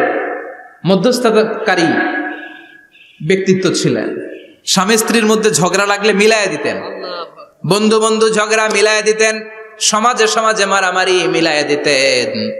Mecca থেকে মদিনায় যখন গেলেন, মদিনায় 120 বছরের একটা যুদ্ধ চলছিল, কেউ যুদ্ধটা থামাতে পারে না। বিশ্বনবী 7 দিনের ব্যবধানে যুদ্ধ থামিয়ে দিলে। সুবহানাল্লাহ। Intellectual capacity, very good mediator. এজন্য বিশ্বনবীর উম্মত যারা, তাদের অভ্যাস হবে ঝগড়া লাগায় দেওয়া যাবে না, মিলায় দিতে হবে। ঠিক কিনা? ঠিক। আমরা যদি ঝগড়া দেখি দূর থেকে আরো লাগায় দিতে চাই, আছে না নাই? কোম্পানিগঞ্জ বাজারে ঝগড়া, কয় লাগুক, আরো লাগুক, ধরবি না, থামাবি না। দূর থেকে মজা দেখি, মজাই লাগে, এরকম ডাকাইত আছে না নাই? আগুন লাগলে পানি দিয়ে নেবায়, অনেকে তেল ঢালে, আছে না নাই? কি করবেন? মিলিয়ে দিবেন। আপনার মর্যাদা বাড়িয়ে দিবে কে? আল্লাহ। বিশ্বনবী ভেরি গুড মিডিয়েটর ছিলেন। বিশ্বনবী লজিক্যাল এবং রেশনাল ছিলেন, বুদ্ধিমত্তাকে কাজে লাগাতেন। এক সাহাবী এসে বলে, নবী ইযান লি বিজিনা, আমারে জিনার অনুমতি দেন। কিসের অনুমতি? কার কাছে অনুমতি চাইলো? অন্যান্য সাহাবারা এই যুবক ছেলেটাকে ধমকাতে লাগলো, বসো, এই মিয়া বসো, বিশ্বনবীর কাছে কি কথা বলে এগুলা? ওই যুবক বসে রইল। বিশ্বনবী কাজ সারালেন, এরপর বললেন, আইনা শাবাব, ওই যুবকটা কোথায়, এদিকে আসো, কি চাইছো বলো। কয়, বিশ্বনবী আপনি আমারে জিনা করার অনুমতি দেন। বিশ্বনবী যুবকটারে কাছে ডেকে আনলেন, বললেন, ও যুবক, তোমার ঘরে বোন আছে কিনা? কয় আছে। তোমার বোনের সাথে কোনো পুরুষ জিনা করুক, তোমার কেমন লাগবে? সে বলে, আমি এই পুরুষটারে হত্যা করব। হত্যা করবা? ওকে, ডান। তোমার ঘরে মা আছে কিনা? আছে। তোমার মায়ের সাথে পরপুরুষ জিনা করবে, কেমন লাগবে? কয় আমি সাইজ করবো ওরে। তোমার ঘরে স্ত্রী আছে কিনা? আছে। তোমার স্ত্রীর সাথে যদি কেউ জিনা করে কেমন লাগবে? বলে আমি তারে ছাড়বো না। বিশ্বনবী বললেন, তাহলে যেই মহিলার সাথে তুমি জিনা করবা সেও তো কারো বোন, সেও তো কারো স্ত্রী, সেও তো কারো মা, ঠিক কিনা? সুবহানাল্লাহ, হোয়াট অ্যান ইন্টেলেকচুয়াল ক্যাপাসিটি। যুবক বলে, তাই তো, এইভাবে তো ভাবি নাই। আমি যার সাথে পাপ কর্ম করব সেও তো কারো বোন হবে, সেও তো কারো মা হবে, সেও তো কারো স্ত্রী হবে। ও নবী, আপনি আমারে মাফ করে দেন, আমার জন্য দোয়া করে দেন যেন তাকওয়ার উপর জীবন প্রতিষ্ঠা করতে পারি। লজিক্যালি জিনিসকে সলভ করার চেষ্টা করতেন। মুআয ইবনে জবালকে বিশ্বনবী সাল্লাল্লাহু আলাইহি ওয়াসাল্লাম ইমাম বানিয়ে পাঠালেন। উনি ইমামতি করতে গেলেন এক মসজিদে। মাগরিবের সালাতে উনি লম্বা কেরাত ধরলেন। এশার নামাজ শুরু করলেন সূরা বাকারা দিয়ে, কোরআনের সবচেয়ে ছোট সূরা। হ্যাঁ, বড়? কত বড়? বিশাল বড়। এখন ওই এলাকার মুসল্লিরা ছিল কৃষক মুসল্লি। এক কৃষক মুসল্লি সাহাবী নামাজের পেছনে দাঁড়ালেন, দেখলেন বাকারা দিয়ে দৌড়ছে, কেরাত শেষ হয় না, আর দাঁড়িয়ে থাকতে পারে না, পায়ে ব্যথা করে, পিঠে ব্যথা করে। কিছুক্ষণ পর রেগে মেগে নামাজ ছেড়ে দিয়ে বারান্দায় নামাজ পড়ে বিশ্বনবীর কাছে বিচার দিতে গেলেন। যে বললেন, নবী এমন ইমাম পাঠাইছেন এশা পরে বাকারা দিয়া। বিশ্বনবীকে সর্বনাশ, মুআয তো ভেজাল লাগাই ফেলতেছে। ডেকে পাঠালেন, সহিহ বুখারীর বর্ণনা। বিশ্বনবী বললেন, মুআয, হোয়াট আর ইউ ডুইং দেয়ার? কি করছো তুমি সেখানে? আফাতানুন আনতা ইয়া মুআয? ও মুআয, তুমি কি ফিতনা বাজাও নাকি? তুমি কি ফিতনা ছড়াচ্ছ নাকি? খেটে খাওয়া মানুষ, কৃষক মানুষ, মাঝারি সাইজের কত সুন্দর সূরা আছে, ওয়াদ-দুহা ওয়াল-লাইলি ইযা সাজা, আল কারিআতু মাল কারিআ, আসনা নাই, আলহাকুমুত তাকাসুর, আসনা নাই। এগুলো দিয়ে না পড়ে বড় বড় সূরাতুল্লাহ কেন্দ্রে মুআয, আফাতানুন আনতা ইয়া মুআয, তোমারে কি আমি অ্যাপয়েন্টমেন্ট দিছি তুমি ফিতনা বাজাবা? খবরদার মুআয, ইয়াসসিরু ওয়ালা তুআসসিরু, ইসলামকে মানুষের কাছে সহজ করে উপস্থাপন করবা। বাশশিরু ওয়ালা তুনাফফিরু, ইসলামকে এমন ভাবে উপস্থাপন করবা না যে তোমার কথা শুনে মানুষ দিন থেকে ভেগে ভেগে যায়। তাহলে এই দায়ভার ইসলামের নয়, এই দায়ভার বর্তাবে তোমার কাঁধের উপর। চিৎকার করে বলেন ঠিক কিনা? আমাদের মধ্যে অনেকে ইসলামকে অনেক কঠিন করে ফেলে, মানুষকে আশার বাণী শোনায় না। কয় এমনি না পড়লে আপনার বাদ, আপনি বেদাত করছেন, আপনি শিরক করছেন, আপনার কিচ্ছু হবে না। যারে বলে কিচ্ছু হবে না, সে বলে আমার যেহেতু কিচ্ছু হবে না, তোর কথা শোনার আমার দরকার নাই। যে আমারে আশার বাণী শোনায় আমি তার কাছে যাই, ঠিক কিনা? এজন্য সহিহ ইসলাম আপনি প্রচার করবেন, but your approach should be very flexible. 100 বছর যেটা চালু আছে আপনি একদিনই উঠিয়ে দিতে পারবেন? It's not a logical approach.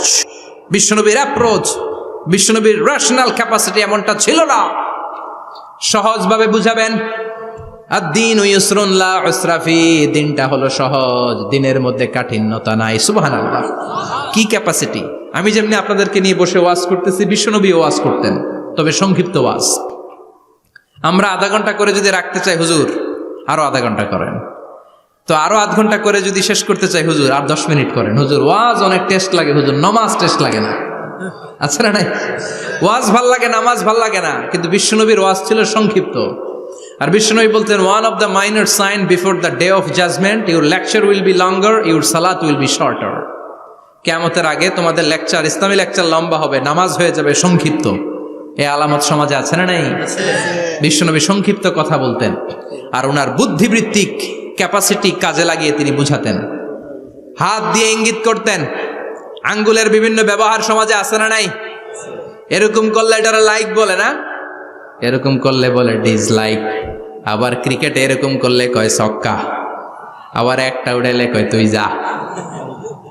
একটা মানে কি? আবার বিজয় দেখায় কেমনে? কথা কন, ভিক্টরি। আছে না নাই? বিশ্বনবীও এটাকে মডার্ন টিচিং মেথডোলজি বলে। আধুনিক শিক্ষা পদ্ধতিতে এখন দেখবেন যে আগে ব্ল্যাক বোর্ডে লিখতো, এখন হোয়াইট বোর্ডে লিখে মার্কার দিয়ে। আগে বই থেকে বুঝাতো, এখন ভিজুয়ালাইজ করে, ভিডিও দেখিয়ে শেখানো হয়, ঠিক কিনা? বিশ্বনবী এটা করতেন। বিশ্বনবী একবার কিয়ামতের ওয়াজ করছেন, দুইটা আঙ্গুলকে এরকম করে বললেন, আনা বুইসতু আনা ওয়াসসাআতু কাহাতাইন, এই দুইটা আঙ্গুল যেমনি কাছাকাছি, আমি এবং কিয়ামত এরকম কাছাকাছি নাজিল হয়েছি। আমি এবং কিয়ামত এরকম কাছাকাছি। বুইসতু আনা ওয়াসসাআতু কাহাতাইন। আবার বলতেন, আনা ওয়া কাফিলুল ইয়াতীমি কাহাতাইন, আমি এবং ইয়াতীমের রক্ষণাবেক্ষণকারী এই দুইজন জান্নাতে এরকম কাছাকাছি থাকবো। কোন সুবহানাল্লাহ। এরকম আঙ্গুল দিয়ে বিশ্বনবী বুঝাতে চাইতেন। আবার মাটির মধ্যে খেজুর গাছের ডালা দিয়ে লম্বা একটা দাগ টানলেন, ডানে বায়ে অনেকগুলো দাগ টানলেন। সাহাবারা বললেন, এটা কি? বিশ্বনবী বললেন, এই যে দাগটা দেখলা, এই দাগটার নাম হলো সিরাতুল মুস্তাকিম। চিল্লায় বলেন, এই দাগটার নাম কি? সিরাতুল মুস্তাকিম। আর ডানে বায়ে ছোট ছোট যে দাগগুলো দিলাম, এগুলো হলো সুবুলুশ শায়তান, শয়তানের রাস্তা। সিরাতুল মুস্তাকিমে উঠলে শয়তানের রাস্তা থেকে অনেক হাতছানি আছে না নাই? ডানে বায়ে তাকানো যাবে না। সিরাতুল মুস্তাকিমে যে তুমি উঠেছ, চলতে থাকে বা চলা শুরু হলো দুনিয়াতে, শেষ হয়ে যাবে জান্নাতে। সুবহানাল্লাহ। বিশ্বনবী মাঝে মাঝে বোঝানোর জন্য প্রশ্ন করতেন, কারণ প্রশ্ন ছুড়ে দিলে মানুষের মধ্যে জানার আগ্রহ বাড়ে না কমে? কথা বলেন। আমি যদি একটা প্রশ্ন করি আর বললাম উত্তর দেন, কেউ পারতেছে না, একটু ঠেকা ঠেকা ভাব, ঠেকে যাচ্ছেন, তখন হুট করে উত্তরটা বললে এটার জীবনে ভুলবেন না, ভুলবেন? কারণ ওই যে ঠেকছেন, শিখছো কোথায়? ঠেকছি যেথায়, ঠিক কিনা? বিশ্বনবী প্রশ্ন করতেন। বিশ্বনবীর এই প্রশ্নটা বলে শেষ করছি। বিশ্বনবী সাহাবাদের মাঝখানে ওয়াজ করতেছেন আর বলতেছেন, ইন্না মিনা শাজারি শাজারা লা ইয়াসকুতু ওয়ারাকুহা মাসালুহু কামাসালিল মুসলিম। বললেন, আমাদের এই ভূখণ্ডে এমন একটা গাছ আছে, যেই গাছের পাতা ঝরে না, এই গাছের দৃষ্টান্ত মুমিনের দৃষ্টান্তের মতো। বলো তো গাছটা কি? কে জানো? কেউ কথা কয় না। কি গাছ? কি গাছ? কেউ কথা কয় না, কেউ বলতে পারে না। কেউ বলে শাজারাতুল বাওয়াদি, ওই ক্যাকটাস গাছ, পাহাড়ি গাছ, ওই গাছ, সেই গাছ, কেউ বলতে পারে নাই। বিষ্ণু বললেন, কেউ পারো নাই? সঠিকটা শুনে নাও, ইন্নাহা নাখলা, এটা খেজুর গাছ। সুবহানাল্লাহ পড়েন। সাহাবীরা ভাবছে এটা তো ঘরের পাশে আছে, এটা মনে কয় নাই। সব ঘরের চিপায় আরব দেশে খেজুর গাছ, সাহাবারা ভাবছে এটা তো ঘরের গাছ, এটা মনে হয় জিজ্ঞেস করে না, এই জন্য দূরে দূরে চিন্তা করছে। কোন সুবহানাল্লাহ। সব সাহাবীরা বাড়িতে ফিরে গেলেন। ওমরে ফারুক, ওনার ছেলে আব্দুল্লাহ ইবনে ওমরও গেল। আব্দুল্লাহ বলে, আব্বা, বিষ্ণুনবী যে জিজ্ঞেস করেছিল, বলো তো কোন গাছের পাতা ঝরে না, যেই গাছের দৃষ্টান্ত মুমিনের দৃষ্টান্তের মতো, আপনারা কেউ পারেন নাই, আমি কিন্তু জানতাম এটা খেজুর গাছ। ওমরে ফারুক বললেন, বেটা কইলি না কেন? কইতে পারলে নবীর সামনে আমার কলিজাটা এত বড় হয়ে যেত। সুবহানাল্লাহ। আমার কলিজার টুকরা ছেলে পেড়েছে, কেউ পারে নাই। আব্দুল্লাহ বলে, বাপ চাচা আপনারা কেউ পারেন না, আমি কই কেমনে? শরম লাগছে, শরম। সুবহানাল্লাহ কইবেন না? QA session, questioning answering session করে বিশ্বনবী সাহাবাদেরকে শিখাতে চাইতেন। এজন্য এ নবী এমন নবী যে নবীর পুরো জীবনের প্রতিটি ইঞ্চি ইঞ্চি জায়গাতে আমাদের জন্য শিক্ষা আছে না নাই? এই শিক্ষাগুলো গ্রহণ করতে রাজি আছেন তো? যা শুনলাম আমল করতে রাজি আছেন তো?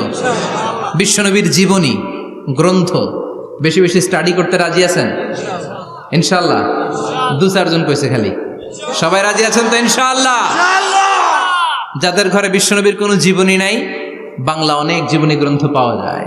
বিশ্বনবীর জীবনী হচ্ছে আমাদের জন্য মডেল, ঠিক কি না? এবং এই মডেল অনুযায়ী যদি আমাদের জীবনকে আমরা সাজাতে পারি, জান্নাতের দুয়ারগুলো আমাদের জন্য খোলা রাখবে কে? আল্লাহ। আল্লাহ আমাদের সবাইকে কথাগুলো বুঝার ও আমল করার তৌফিক দান করুক। আমরা পড়ি আমিন। আমিন। যতগুলো কথা বলেছি কোরআন সুন্নাহর আলোকে বলেছি, বানিয়ে কিছু বলি নাই। তারপরেও আমার মনের অজান্তে কোনো মিস ইনফরমেশন যদি আমার মুখ ফসকে বেরিয়ে যায়, সেগুলো যেন আল্লাহ তাআলা আপনাদের স্মৃতিপট থেকে মুছে দেয়। আমরা পড়ি আমিন। আমিন। সত্য, সুন্দর, কল্যাণকর, হকের পক্ষে যা বললাম তার সবটুকুন আল্লাহ তাআলা প্রথমে আমাকে এবং আপনাদের সবাইকে আমলের তৌফিক দান করে। আমরা পড়ি আমিন। আমিন। আপনারা সবাই ভালো থাকবেন, সুস্থ থাকবেন, সুন্দর থাকবেন, কোরআনের সাথে থাকবেন। সুবহানাকাল্লাহুম্মা বিহামদিকা আশহাদু আল্লা ইলাহা ইল্লা আনতা আস্তাগফিরুকা ওয়া আতুবু ইলাইক। ইয়া রাব্বি লাকাল হামদু কামা ইয়ানবাগি লিজালালি ওয়াজহিকা ওয়া আযীমি সুলতানিক। লাকাল হামদু বিল ঈমান, লাকাল হামদু বিল কুরআন, লাকাল হামদু বিল ইহসান। রাব্বানা যালামনা আনফুসানা ওয়া ইল্লাম তাগফির লানা ওয়া তারহামনা লানাকুনান্না মিনাল খাসিরিন। রব্বুল আলামিন গভীর রাত বিশ্ব নবীর জীবনী থেকে চমৎকার কিছু কথা শুনে আমরা তোমার দরবারে দুটি হাত পেতে দিলাম।